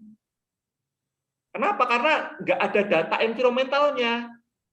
Karena kayak complang, kayak nggak ini. Kalau dia Malaysia yang ngeluarin MIHA di mana data environmental itu kayak bukti investigasi lah, bukti investigasi bahwa data itunya ada. Ini jadi complang. Jadi kita 2016 mau niru-niru kayak Malaysia, kita bikin peraturan PAK. Kalau dilihat ya ada peraturan PAK baru yang dikeluarin Menkes itu, Permenkes, itu tuh nggak naik tren PAK. Loh, kenapa sudah saya keluarin kok nggak naik data PAK-nya? Kan jadi BPJS TK jadi untung terus tuh, nggak pernah klaim gitu ya. Padahal aslinya banyak, aktualnya banyak. Kalau lihat UK ya banyak itu perbandingannya, apalagi ILO. Kalau lihat rasionya itu dari 7.000 yang insiden safety kayak kecelakaan aja sebetulnya cuma 1.000. Yang 6.500 itu PAK nggak kerasa, biasanya pain, ngilu, apa namanya, tulang kakinya jadi berubah panjang pendek, itunya terus apa namanya, stres yang lain-lain itu kadang nggak dihitung dia, tidak dikalkulasi sebagai PAK gitu. Kalau kita mau mulai ya awal-awal mungkin noise sama debu dulu, respirable dust. Mungkin kalau kita mau mulai ya mau serius mulai dari hal yang kecil dulu. Kalau memang serius naker sama BPJS TK mau mulai PAK dimunculkan, itu harus dikeluarin 2 itu. Makanya Prof Tan selalu ngomongin itu. Karena di situ ada beberapa yang memang nggak mau. Jadi bisnis ya tadi lagi ujung-ujungnya bisnis. Kayak sekarang COVID nih, banyak yang komplain kan. Ada yang nimbun, ada yang ini dan lain-lain. Itunya. Oke Mas M, kita lanjut Mas M. Ini kayaknya problem health itu tuh kayaknya panjang dia. Kalau problem health ini Perang IHA pun apa namanya dalam tanda kutip solusinya yaitu tadi kita mengoleksi data secara keseluruhan. Kalau di Kuwait sini Mas M, dia pakai kita pakai software namanya dari Victority, dari Medgate ya, Medgate Kanada itu namanya perusahaannya Cority Inc. Kita tiap orang Mas M, kan kita ngukurnya nggak pakai SEG Mas M. Kalau di Indonesia kan kadang orang pakai SEG, pakai grouping risk assessment ya. Kalau di sini itu mengukur noise itu sudah setara dengan MCU Mas M. Jadi setiap tahun tuh dia ada datanya. Apalagi kalau Kuwaiti ya, kalau Kuwaiti itu dia wajib itu karena dia ada klaim kayak BPJS TK itu tuh dia harus ada data itunya. Jadi dia punya data noise, punya data bensin. Karena di plant kan banyakan bahan kimia kan bensin BTEX itu, bensin, toluen, etil bensin sama silin. Jadi dia wajib punya data itu. Dan dimulai dari 2 data itu dulu, dia nggak macam-macam, nggak minta thermal stress, nggak minta ini, dia cuma minta data 2 itu dulu, di data itu dimasukin ke datanya di sistem itu. Kalau Indonesia mau mulai, ya mulai mining mungkin dengan respirable dust, mungkin mulai dari dust sama noise gitu. Itunya Mas Em. Ini sekarang kita brainstorming build-nya ini ya. Jadi IH itu di mana? IH itu di depan, di prevention. Treatment-nya di tengah itunya. IH itu kadang di tengah-tengah antara yang ngambil ini. Jadi awal-awalnya kita ada asat, noise atau apa, terus nanti masuk ke manusia. IH itu prevention kita ngukur. Makanya tadi kan ada recognition sama evaluation. Kita itu di ujung di depan. Kita ngelakuin pengukuran dan lain kontrol sebelum orang masuk. Makanya tadi dibilang as low as you can. Maksudnya kamu bisa seberapa rendah kamu bisa dapat asapnya itu. Serendah-rendah mungkin, tapi juga nggak ganggu operasional. Contohnya welding fume. Welding fume itu ada alat namanya RoboFan. Itu jual di luaran juga banyak, yang ada trolinya, ada rodanya. Jadi kalau ngelas langsung dihisap. Orang pengelasan mungkin enak aja ya, saya nggak kena asap. Tetapi kualitas lasnya jadi turun, Mas. Kenapa? Karena RoboFan itu depannya moncongnya itu nggak sesuai. Hisapannya itu ekstrim. Nyedotnya terlalu kuat, sehingga temperatur las-lasnya yang harusnya 5.000 Celcius drop jadi 1.700-an. Efeknya apa? Cracking. Kalau alat-alat berat orang-orang ngelas, terus kualitas crackingnya buruk. Misalnya dia ngelas bagian strukturnya yang hanya yang ada di truk itu. Kalau dia ngelasnya nggak sempurna kan patah terus tuh, patah. Baru sebentar diperbaiki patah lagi. Kan berarti pengelasannya nggak bagus tuh. Meskipun kita udah beli mahal-mahal ventilasi, tetapi kalau kalkulasinya salah juga fatal akibatnya. Sama dengan misalnya di tempat pengeleman sepatu atau mungkin di tempat oil and gas, bensin, kita nyedotnya terlalu kuat, nanti jadi turun dong drop itunya. Kualitas fuel-nya jadi drop kan? Karena semua flammable-nya dihisap semua. Bahkan jadi kualitas produknya jadi drop. Jadi nggak semua engineering control itu tepat, sehingga makanya harus belajar ventilasi di mana CIH belajar saintifik karena dia kalkulasi. Bener nggak kalkulasinya itu? Benar kita nurunin level, nurunin 50%, tetapi penurunannya itu sesuai dengan kualitas produk juga. Nggak cuma turun drop sampai ke 0, tapi nggak mempedulikan faktor quality. Itu juga ada beberapa faktor begitu. Makanya evaluasinya mendalam. Kadang setelah itu, ada problem apa? Jadi kita berkesinambungan dengan orang-orang produksi, dengan orang-orang maintenance, seperti itu dia. Jadi kalau kita ngelakuin brainstorm-nya prevention, maka yang terjadi ya nggak akan ada lagi yang namanya treatment. Tapi yang terjadi kayak sekarang. Sekarang kalau COVID ya kita belajar COVID. Preventionnya kan kita ngelakuin monitoring tuh. Kan bisa pakai ATP. ATP yang buat surface itu, yang alatnya langsung direct reading, jadi ketahuan di permukaan kita ada bakteri atau enggak. Tapi kasar ya, kasar itu cuma merah, kuning, hijau gitu. Angkanya tinggi atau rendah itu bisa untuk nentuin permukaan meja kerjamu itu kotor atau enggak, mengandung bakteri atau enggak. Pakai enzim dia diukur pakai berapa menit, 5 menit gitu dia akan muncul angkanya berapa gitu. Atau pakai CO2 yang orang sekarang bilang kan kalau CO2-nya lebih dari 1.000 maka potensi COVID karena ventilasinya nggak nyaman kan gitu kan. Ada beberapa dokter yang bilang begitu. Tapi semua hal itu jadi sulit ketika COVID-nya jadi kacau kayak sekarang. Jadi kan sekarang prevention itu kan jadi kacau nih. Kenapa? Karena source-nya virus aja nggak ketemu. Kayak hasad kan ini di awal prevention. Hasadnya virus itu nggak ketemu nih sampai sekarang nih. Siapa yang mulai, siapa yang ini. Sampai sekarang kan virus awalnya kan nggak ketemu nih, sehingga kesulitan. Apalagi sekarang muncul mutasi baru A, B, C, D, E, sehingga tracking itu jadi nggak worth it. Dulu di Kuwait itu awal-awal saya kena COVID bulan Mei 2020. Waktu itu masih puasa-puasa mau lebaran, di sini lockdown full lockdown, artinya nggak ada kendaraan keluar, hanya orang migas saja yang bisa keluar 24 jam karena aset negara kan, jadi kita harus bisa kerja 24 jam pakai permit polisi. Itu saya kena COVID. Jadi saya pakai ambulan masuk ke situ, saya dikasih jam, bracelet. Indonesia belum ada zaman itu. Di Kuwait itu sudah pakai bracelet, pakai aplikasi, di tracking, di panjang lebar, sudah ngelakuin kontrol dan lain-lain, tapi sampai sekarang pun kesulitan mengontrol COVID. Karena apa? Karena kita unknown. COVID itu kayak apa ya? kayak nggak diketahui ini sumbernya apa sih, yang bikin mati apa, pakai disinfektan juga nggak mempan, sehingga mau nggak mau jadi banyak treatment. Makanya di brainstorming guild ini di sana sekarang banyak treatment, sehingga yang terjadi apa? Oksigen butuh, drug butuh, vaksin butuh, kacau karena di preventionnya gagal. Prevention gagal karena kita nggak ngelakuin antisipasi di awal. Karena WHO salah penetapan. Karena waktu Wuhan terjadi itu bikin rumah sakit darurat itu kita nggak siap Indonesia. Aku waktu kena COVID udah bilang itu, Kuwait itu Kipik itu sudah bikin tempat karantina. Jadi bikin dari kontainer, Mas. Bikin dari kontainer, bekas-bekas itu yang kosong-kosong di pelabuhan itu dipotong-potong jadi kamar. Jadi kayak barak itu, disusun rapi di suatu gurun pasir. Sehingga orang dikarantina di lokasi itu. Indonesia nggak ngelakuin itu. Terus di Kuwait itu punya rumah sakit terpisah. Jadi kalau rumah sakit infeksius, dia bikin kayak tenda, terus ada rumah sakit. Jadi rumah sakit itu ada rumah sakit normal, ada rumah sakit yang infeksius. Artinya apa? Rumah sakit ini nggak boleh campur sama pasien normal. Artinya kalau ada pasien COVID, jangan satu gedung sama pasien yang non-COVID. Makanya saya waktu kena COVID itu saya ditaruh di rumah sakit yang dalam satu komplek, tapi beda building. Kalau di Indonesia kan enggak, RSPAD gedungnya tingkat panjang, satu. Ventilasi satu. Ventilasi AHU, sentral. Gimana mau antisipasi bahwa satu gedung nggak kena semua, kan nggak ada. Sehingga kesiapan facility building kesehatan kita juga nggak siap. Artinya apa? Kalkulasi untuk menangani kasus infeksi di Indonesia gagal. Memang nggak siap.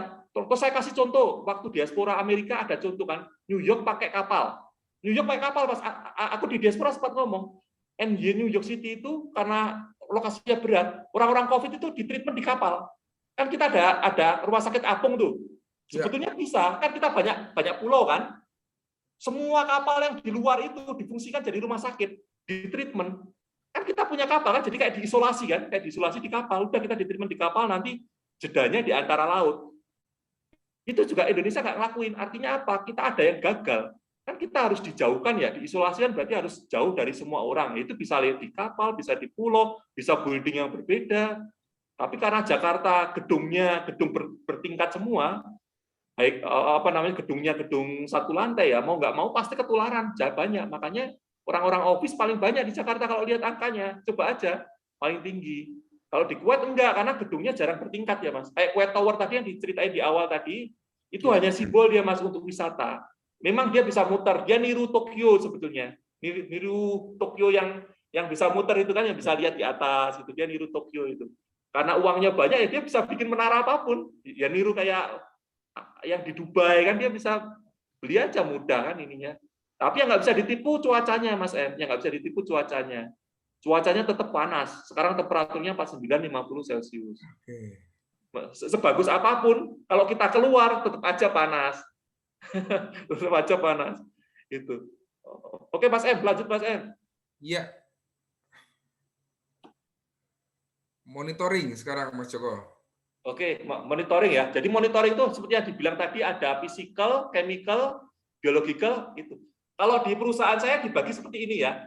Jadi konsep monitoring IH itu dibagi berdasarkan bentuknya fisika, kimia, biologi, sama yang mental itu yang psikososial, yang nggak kelihatan lah itunya. Itu dibagi dari 4 section itu. Dari situ di breakdown lagi, yang fisikal itu seperti apa, yang biologikal seperti apa, yang ini seperti apa. Kalau di psikologikal ada lagi Mas, ada tambahannya nanti fatigue itu. Fatigue-nya bisa fatigue mental, bisa fatigue karena macam-macam. Kalau vibrasi whole body Mas, yang operator duduk itu masuknya ke ini Mas, ke fatigue dia. Jadi bukan ke bahaya fisik yang fisikal, tapi dia masuk ke fatigue dia, masuknya ke psikososial karena bikin ngantuk kan, dia ngayun-ngayun begitu kan. Itu ada beberapa IH yang masukin ke psikososial, ada yang masukin ke psikologi. Tapi kuncinya semua hal itu harus dimonitoring. Itunya jadi yang psikososialnya yang paling baru Mas, yang work stress ini yang paling baru. Kalau dia contohnya ini ada, kita ngukur pakai ini. Jadi jangan salah kaprah ya, monitoring itu hanya membantu. Jadi yang kita butuhkan adalah angkanya. Jadi ada orang yang salah kaprah, saya pakai metode ABCDE gini, kenapa salah? Ya karena kita nggak punya panduan Mas. Saya kasih contoh yang di Kuwait ya. Di Kuwait itu NAB-nya, Mas, pakai Arabik ya, NAB bensin, itu satu page, Mas. Di satu page itu dia ada metodenya. Kalau di kita beda, NAB yang di Permenaker itu tuh tabel kan banyak sekali kan, itu nggak worth it. Pertama, bahan kimianya kebanyakan, terus kamu nggak fokus ngecek apa gitu kan. Kalau di Kuwait enggak, bensin itu satu page, terus dia ada struktur kimianya, casnya nomor berapa, terus ada SDS-nya yang paling terupdate yang bagus, terus dia ngasih link, Mas. Misalnya si bensin ya kan dia pakai NEOS 1501, itu tuh dia langsung ngasih link NEOS, nggak malu-malu. Artinya Kuwait nggak malu-malu bahwa saya nunjuk NEOS metode 1501 untuk monitoring bensin. Artinya apa? Semua yang ada di Kuwait wajib menggunakan metode NEOS 1501. Kalau di Indonesia enggak, semua orang tuduh-tuduhan, aku pakai alat digital, aku pakai ini. Nah, yang betul yang mana? Kan gitu kan? Yang betul yang mana? Karena Naker nggak mau bikin panduan. Lebih baik kalau kamu sudah menetapkan bahwa respirable dust angkanya 3 mg per meter IB, metodenya apa? Itu kan disebutin. Kalau kamu mau bikin SNI, ya bikinlah SNI, mengacu ke SNI nomor bla bla bla bla bla. Tapi kalau kamu nggak mau ribet, jangan bikin SNI. Ngacu aja keluar, nggak usah malu gitu loh. Maksudnya nggak usah gengsi bahwa aku tuh pakai metode NIOS gitu, nggak usah gengsi gitu loh. Kayak sekarang bikin SMK 3 nasional. Terus perusahaan bilang, worth it-nya SMK 3 nasional apa? Freeport juga nanya loh, Mas, waktu SMK 3 nasional, apa? Cuma buang-buang uang aja. Bayar uang, lembaga, keluar sertifikasi bendera gold. Selesai. Tapi kalau ISO 45001, 14001 internasional, Mas. Kan naikin saham, naikin ini kan ada efeknya ya. Ngapain kita ngadopsi sesuatu yang nggak worth it gitu loh. Maksudnya bikin sesuatu yang apa ya? Perusahaan juga mikirnya ngapain sih double-double. TIS juga sama, Mas. TIS Australia, waktu aku ngobrol di Australia di Brisbane meeting itu, aku ngobrol personal itu mereka ketawa-ketawa ketiwi-ketiwi. Gini-gini aku ya juga sama ketawa-ketiwi gitu. Oh, ini ternyata itu ada yang salah di konsep peraturan kita, itu ada yang salah, ada yang memang salah. Tapi ya mau ngomong gimana semua orang beradu, Mas. Kayak Naker gitu kan, Permenaker 5 kan kita beradu sama IHA kan.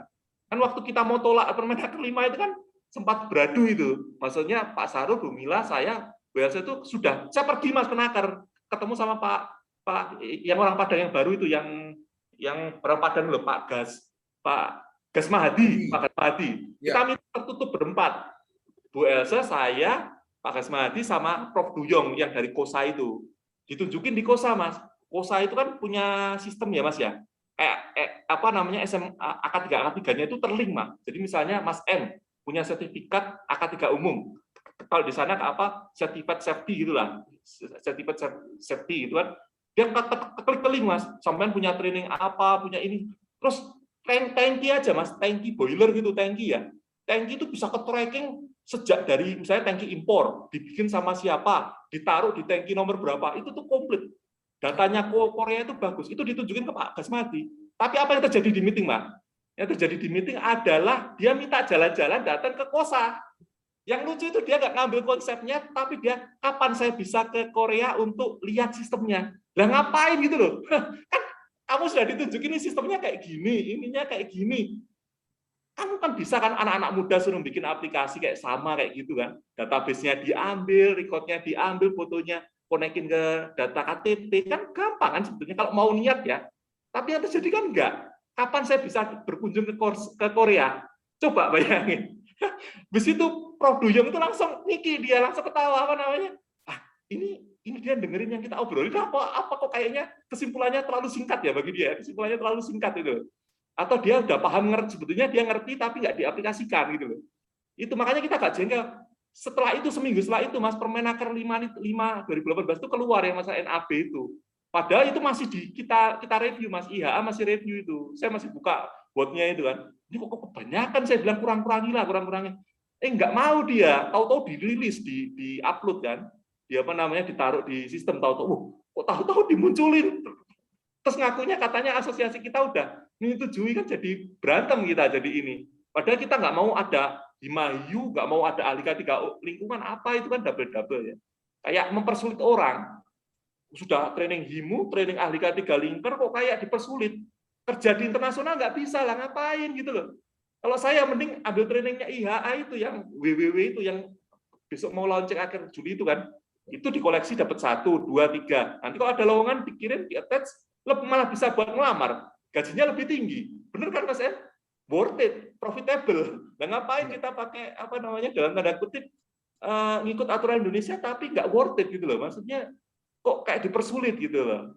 Ini yang patut disayangkan, padahal tujuan kita itu baik. Oke, lanjut Mas M. Ya, Kuncinya monitoring itu kita pakai metode apa dan yang dipakai itu angkanya saja. siap. Mungkin Ya, kalau sekitar 5-7 menit lagi ya, Mas Joko, biar kita kasih kesempatan untuk sesi tanya jawab ya, Mas Joko, biar nanti lebih. oke, dah. Yuk.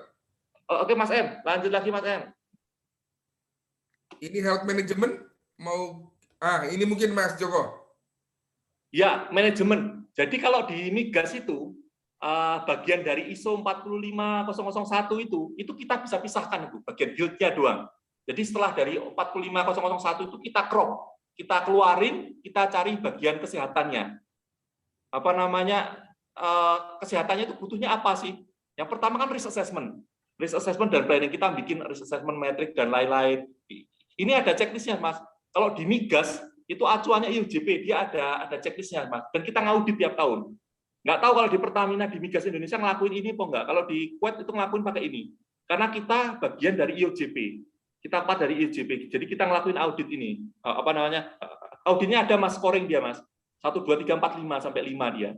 Jadi ini berdasarkan pengalaman perusahaan ya. Kalau di Freeport itu ada namanya FRESH MS, Freeport Health Safety Management System. FRESH, dia bilang FRESH MS. Itu konsepnya 5S. Kan dia acuannya dari NOSA, dari Amerika Selatan ya. Konsepnya 5, dia ada 5 elemen. 5S yang ada 5 itu terus dipecah. Misalnya rapi, di elemen rapi itu dia dipecah jadi banyak dia. Rajin itu, jadi dia dipecah. Nanti ketemu elemen. Kalau di TIS lain, Mas. Kalau di TIS ada konsep namanya blueprint. Dia konsepnya dari flow pekerjaan. Jadi misalnya TIS ngelakuin penambangan batu bara atau memperbaiki alat berat. Flow-nya gimana? A, B, C sampai jadi produk. Produknya apa? Final produknya itu memperbaiki atau mendapatkan coal dengan tonase segini. Di dalam flow itu ada section-sectionnya, Mas. Dipecah-pecah nanti safety itu di bagian mana? Jadi kita itu safety nginduk ke ABC di DE gitu. Itu kalau di TIS. Kalau di KIPIK, di Kuwait ini, dia acuannya dari PSM dia, Mas. Proses safety management itu. Jadi pelan kan dia konsepnya PSM, terus dipecah dia. Elemennya keluar jadi 18. A, B, C. Jadi misalnya operasional, security. Kan ada security juga, masalah confidentiality. Ini macam-macam. Terus ada apa namanya yang masalah kalau OH sendiri, OH makanya kita keluarin kalau di migas dia elemennya tersendiri OH. OH ini semua ini Mas, yang masalah medical gitu semua di situ. Dan kalau di tempat kita jadi satu sama dokter kita. Oke. Jadi di Health-nya di KIPIK ini dia dokter dan IH itu jadi satu dia. Ininya urutannya seperti ini Mas. Nanti kalau dijelasin panjang lebar ini banyak ini. Kuncinya adalah intinya supaya PAK-nya rendah. PAK rendah, insidennya rendah, tidak ada insiden safety. Oke Mas M. Nah ini pengalaman-pengalaman aja. Nanti kalau mau lihat videonya dikasih linknya aja Mas M. Nggak perlu ini. Siap. Yang ini. Jadi KIPIK itu ada 3, itu LNGI gitu. Ini kayaknya nanti kalau ada yang mau tanya nanti bisa lah ini proses migas. Ya. Ini di TIS. Di TIS itu contohnya yang bisa ngata. Lanjut lagi Mas M. Yang di Freeport itu ada videonya juga itu yang di underground mining. Oke. Yang terakhir Mas M, yang challenge. Challenge-nya Mas. Monggo Mas. Ya. Yang terakhir nih ya, challenge-nya IH. Challenge-nya IH itu apa? Monitoring ini. Ya. Ini yang terakhir Mas M ini. Karirnya profesinya cukup bagus. Ini saya kasih contoh 2019 ini saya ya. Jumlahnya sedikit kalau lihat cuma 41 plus gini. Ini peluang kalau MLM ya, kalau orang tahu marketplace karir, dia akan melihat ini sebagai challenge. Artinya apa? Kalau kamu memang punya niat yang keras belajar, modalnya belajar ya Mas M ya, bukan uang. Modalnya belajar dulu, baru nanti akan berkesinambungan kumpulin uang gitu. Tapi memang kalau perusahaannya nggak dukung yang berat itu Mas M. Karena perusahaan, kalau IH ini kan butuh alat-alat ya, butuh ngukur, butuh ini, butuh butuh orang CIH juga yang untuk mandu. Kalau kebetulan dapatnya perusahaannya yang nggak punya CIH, berat, Mas. Berat itu memang salah konsep jadinya. Jadi alirannya jadi aliran ngaco tadi itu brutal. Yang diambil semua hal ujung-ujungnya ya safety, inspeksi lagi, terus monitoring hanya dananya disimpan, nggak dikoleksi, terus nggak bisa bikin proposal ke manajemen untuk ngelakuin improvement dan lain-lain gitu-gitu. Tapi kalau dari segi challenge-nya bagus sih Mas Im. Kalau lihat trennya ini ya masih nggak sebanyak safety lah. Kalau di Indonesia sendiri ada berapa, Mas Joko? Saya, Pak Hanafi sama Bu Elsa. Bu Elsa mati, Bu Elsa sudah mati 2015 kayaknya. Dia diperpanjang. Baru 3 ya? Ya 3. Tapi beliaunya nggak diperpanjang karena mahal, Mas. Oke, siap. Bu Elsa kan sekali, ya nggak mahal sih sebetulnya. Ujiannya itu cuma bayar $350, Mas. Nggak mahal, menurut saya ya. Dengan gaji saya sekarang itu ujian $350, 4 juta lah. Kan kita nggak kuliah, Mas, nggak langsung ujian kan. Ujiannya bayar $350 itu. Itu menurut saya murah itu. Tapi Bu Elsa karena dia udah jadi ibu rumah tangga terus konsultan kan sekarang Bu Elsa. Nggak kerja kan, maksudnya nggak punya penghasilan kayak saya, kayak Pak Nabi gini kan. Jadi dia udah memutuskan untuk stop lah, nggak diperpanjang CIH-nya. Oke, siap Mas Joko. Nah, mungkin kita terima kasih sekali Mas Joko untuk penjelasannya biar lebih rame lagi. Silakan rekan-rekan kita buka untuk sesi tanya jawab. Monggo silakan bisa raise hand, kemudian rekan-rekan bisa unmute. Silakan rekan-rekan. Monggo kita beri sekitar 3 hingga 4 pertanyaan. Oke, terima kasih sekali. Ini sudah mulai 7:30 sampai 9:30, masih ada 26. Wah, masih banyak. Oh iya, 10. Wah, ini berarti topiknya menarik sekali ini. Silakan rekan-rekan, monggo. Mas M, nyun sewu itu yang di chat ada yang nanya banyak loh. Oke. Baca dibaca Mas satu-satu. Siap. Oke, yang mungkin sebentar. Jaga yang sama. Oke, sebentar. Tadi kalau soal kompetensi tadi sudah dijawab Pak Pungki Wijayanto, tadi tanya tentang kompetensi, tadi sudah dijawab dengan jelas, detail. Salah satu pertanyaannya lagi, Mas Joko, tadi ada Green Book, Purple Book, itu acuannya berdasarkan apa ya? Tadi ada 3 tadi, ada White Book-nya juga. Itu AIH, Mas M. Oke. Kayak kitab suci. Itu Baik. AIH. Ya, itu jenjangnya nanti mau ke CIH dia. Jenjangnya mau kalau berimpian mau ke CIH, maka buku yang saya kasih 3 itu awal-awal. Ini buku 3 ini kamu pelajarin. 1 dulu saya kasih putih dulu. Ini putih kamu baca dulu, belajar matematika. Selesai baru naik lagi, itu selesai baru naik lagi ya? Ya, naik lagi. Siap. Itu kayak kitab sucinya kayak buku awalan. Kalau saya kasih Barbara Vlog yang 1000 halaman itu berat. Karena white book itu sedikit, Mas. White book itu sekitar 70 halaman.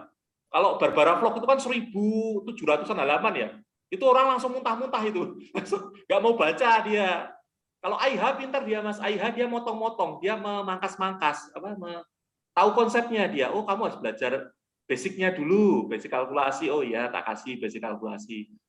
Basic kalkulasi gampang kok, Mas, cuma kilogram ke gram, miligram ke meter kubik, terus ppm, terus STP, NTP, 70-60 mmHg, terus rumus-rumus PVNRT, terus rumus-rumus resistor itu, arus kali ampere, gitu-gitu dah. Gitu. Nah, kalau CSP saya juga punya, Mas. Saya kan mau ambil CSP juga yang safety itu. Kalau CSP nanti ada belajar konstruksi, terus ngitung masa collision itu, kemungkinan tabrakan itu kan, speed berapa, ini berapa, itu ada di CSP, di manual book-nya. Kalau mau belajar safety ya, safety itu kan CSP tertingginya, certified safety profesional itu. Itu beda, buku belajarnya lain, fundamentalnya lain. Ya, beda mazhabnya itu ya. Beda mazhabnya. Iya. Siap. Ada yang bertanya juga, Mas Joko dari Pak Nuradi terkait dengan, wah, Mas Joko bersedia nggak buka kelas training IH ini?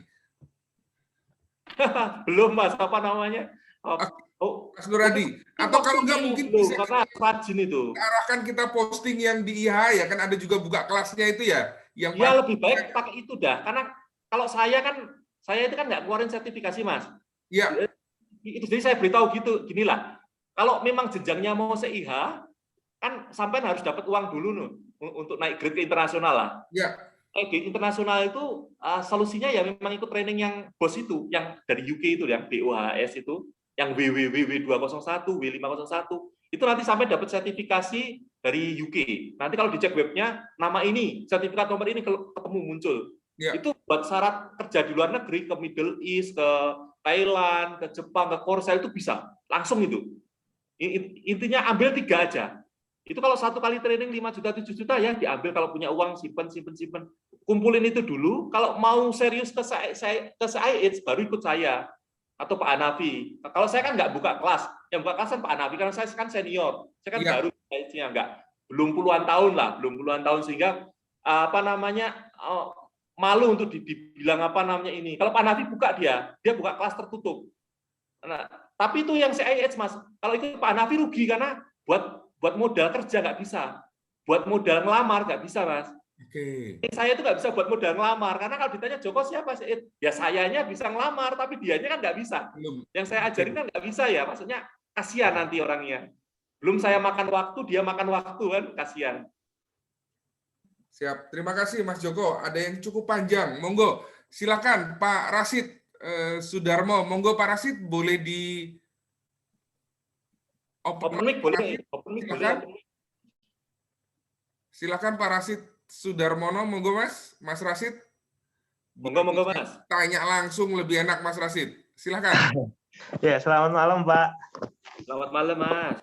Ya Pak, perkenalkan saya Rasid. Kebetulan saya di bagian environmental di suatu perusahaan manufacturing.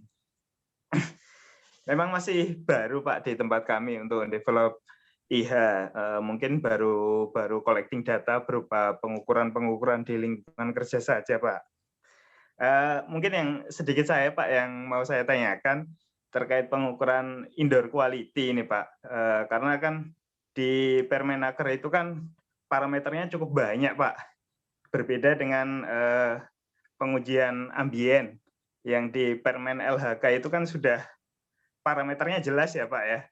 Sudah apa yang wajib diukur, terus parameternya juga sudah jelas dan baku mutu lingkungannya juga jelas. Nah, kalau yang di indoor quality itu apakah harus dinilai dulu hazard potensial di ruangan tersebut, kemudian ditentukan dulu parameter kuncinya. Misal katakanlah di dalam suatu gedung itu ada proses penggunaan solvent. Nah, apakah ditentukan dulu bahaya paparannya, parameter kimianya apa saja, kemudian nanti baru ditentukan parameter yang harus diukur. Apakah seperti itu Pak modelnya? Karena terus terang kalau baca di Permenaker itu cukup panjang banget Pak parameter yang dipilih, apalagi parameter kimianya Pak.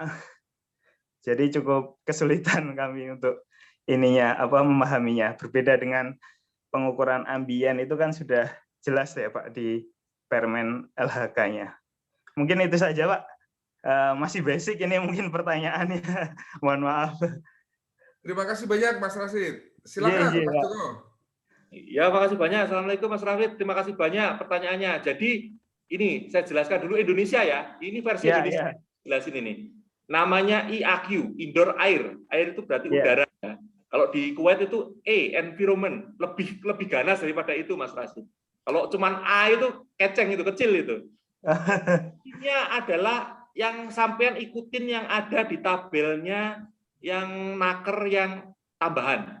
Yang Permenaker 5 2018 tapi yang tambahan. Kan ada buku tambahan tuh yang dari naker tuh.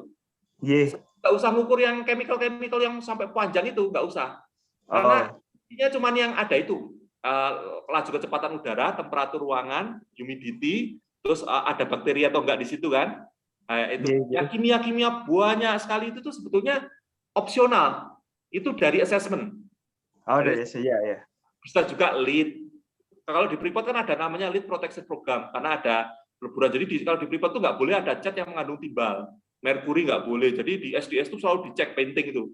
Lead-nya harus 0% atau tidak ada sama sekali. Sama ozon itu. Itu kebijakan perusahaan ya, Freeport, atau itu ada kebijakan-kebijakan begitu. Itu bisa ngecek lead, bisa ngecek formaldehid, CO2, CO, macam-macam. Tapi kalau yang di naker, sampai ikutin yang di buku yang tambahan. Di situ ada langsung satu page ya, satu page itu parameter itu aja yang diikutin. Itu minimum. Masalah lead, masalah formaldehid itu nggak usah sampai ukur. Kalau ditanya, belum saya assessment. Artinya belum. Siap. Ya, artinya sampai belum melakukan assessment. Tapi kalau yang benernya, sampai ngelakuin assessment, di situ ada apa? Ada formaldehid, ada lim. Di situ ada apa? Ada lead, ada macam. Kalau saya di Kuwait mas lebih sulit karena environmental.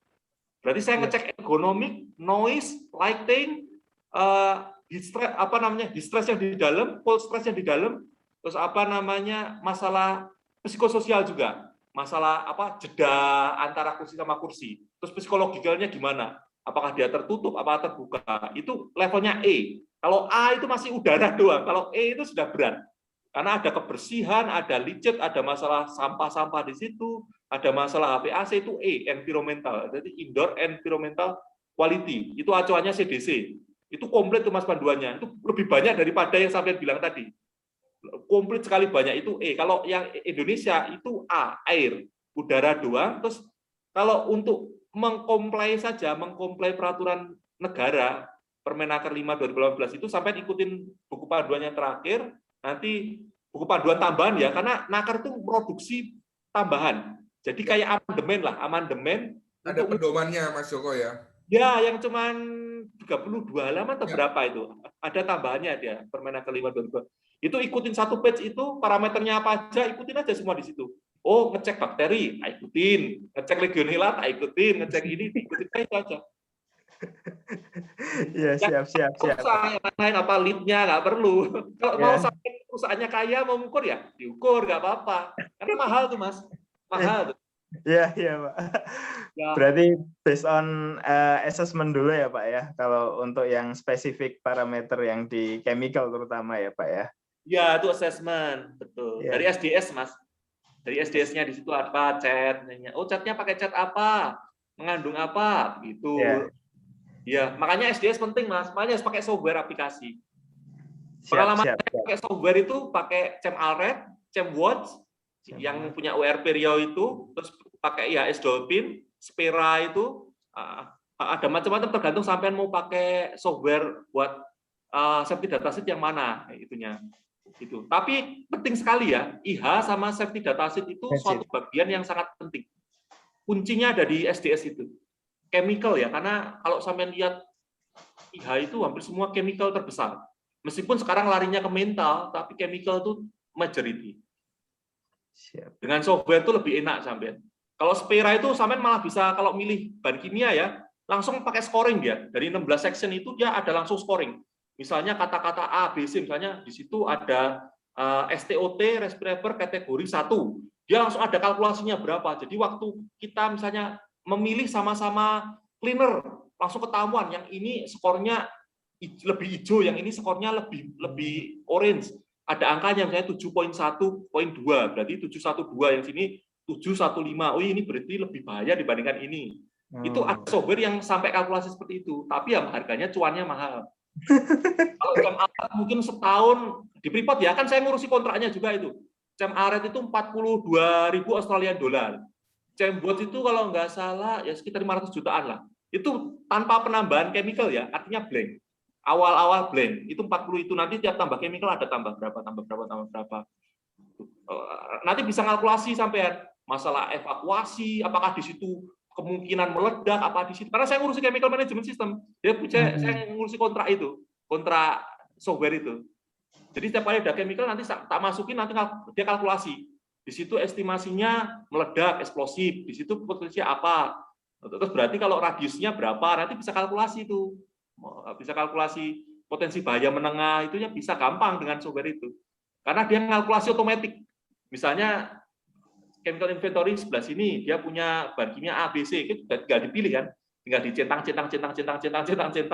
kuantitinya berapa diisi, terus dikalkulasi, itu kalkulasi dia langsung muncul. Evakuasinya apa, ininya apa, bahaya tertingginya, logo piktogramnya ABC ini. Jadi kalau bikin plang, misalnya yard, misalnya warehouse ini, apa laboratori ini, langsung ketemu laboratori ini mempunyai kode ABC, ada logo piktogramnya banyak, langsung otomatis ya dengan software itu. Ya tergantung softwarenya mau beli apa. Kalau mau bikin sendiri ya pusing. Siap. Kata kuncinya Mas Rasid, kata kuncinya ono rupo ono rego, Mas. Nah, itu benar, Pak. Ono rupo ono rego. Ono ilmu setan, Mas.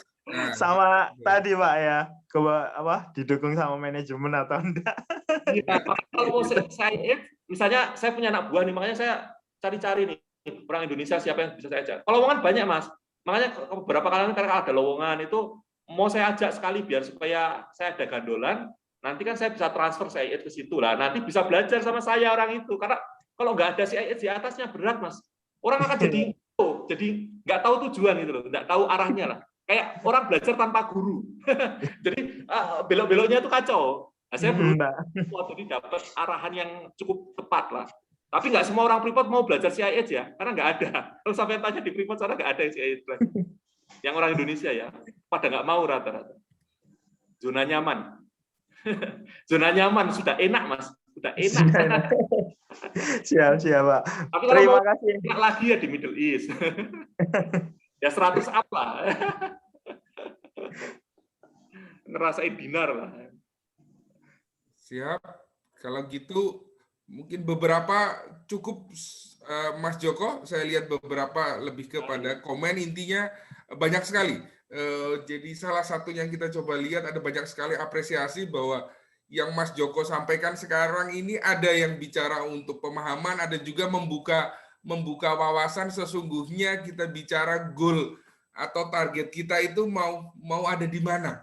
Ya betul. Ya. Terus impian kita itu apa? Impian. Ya.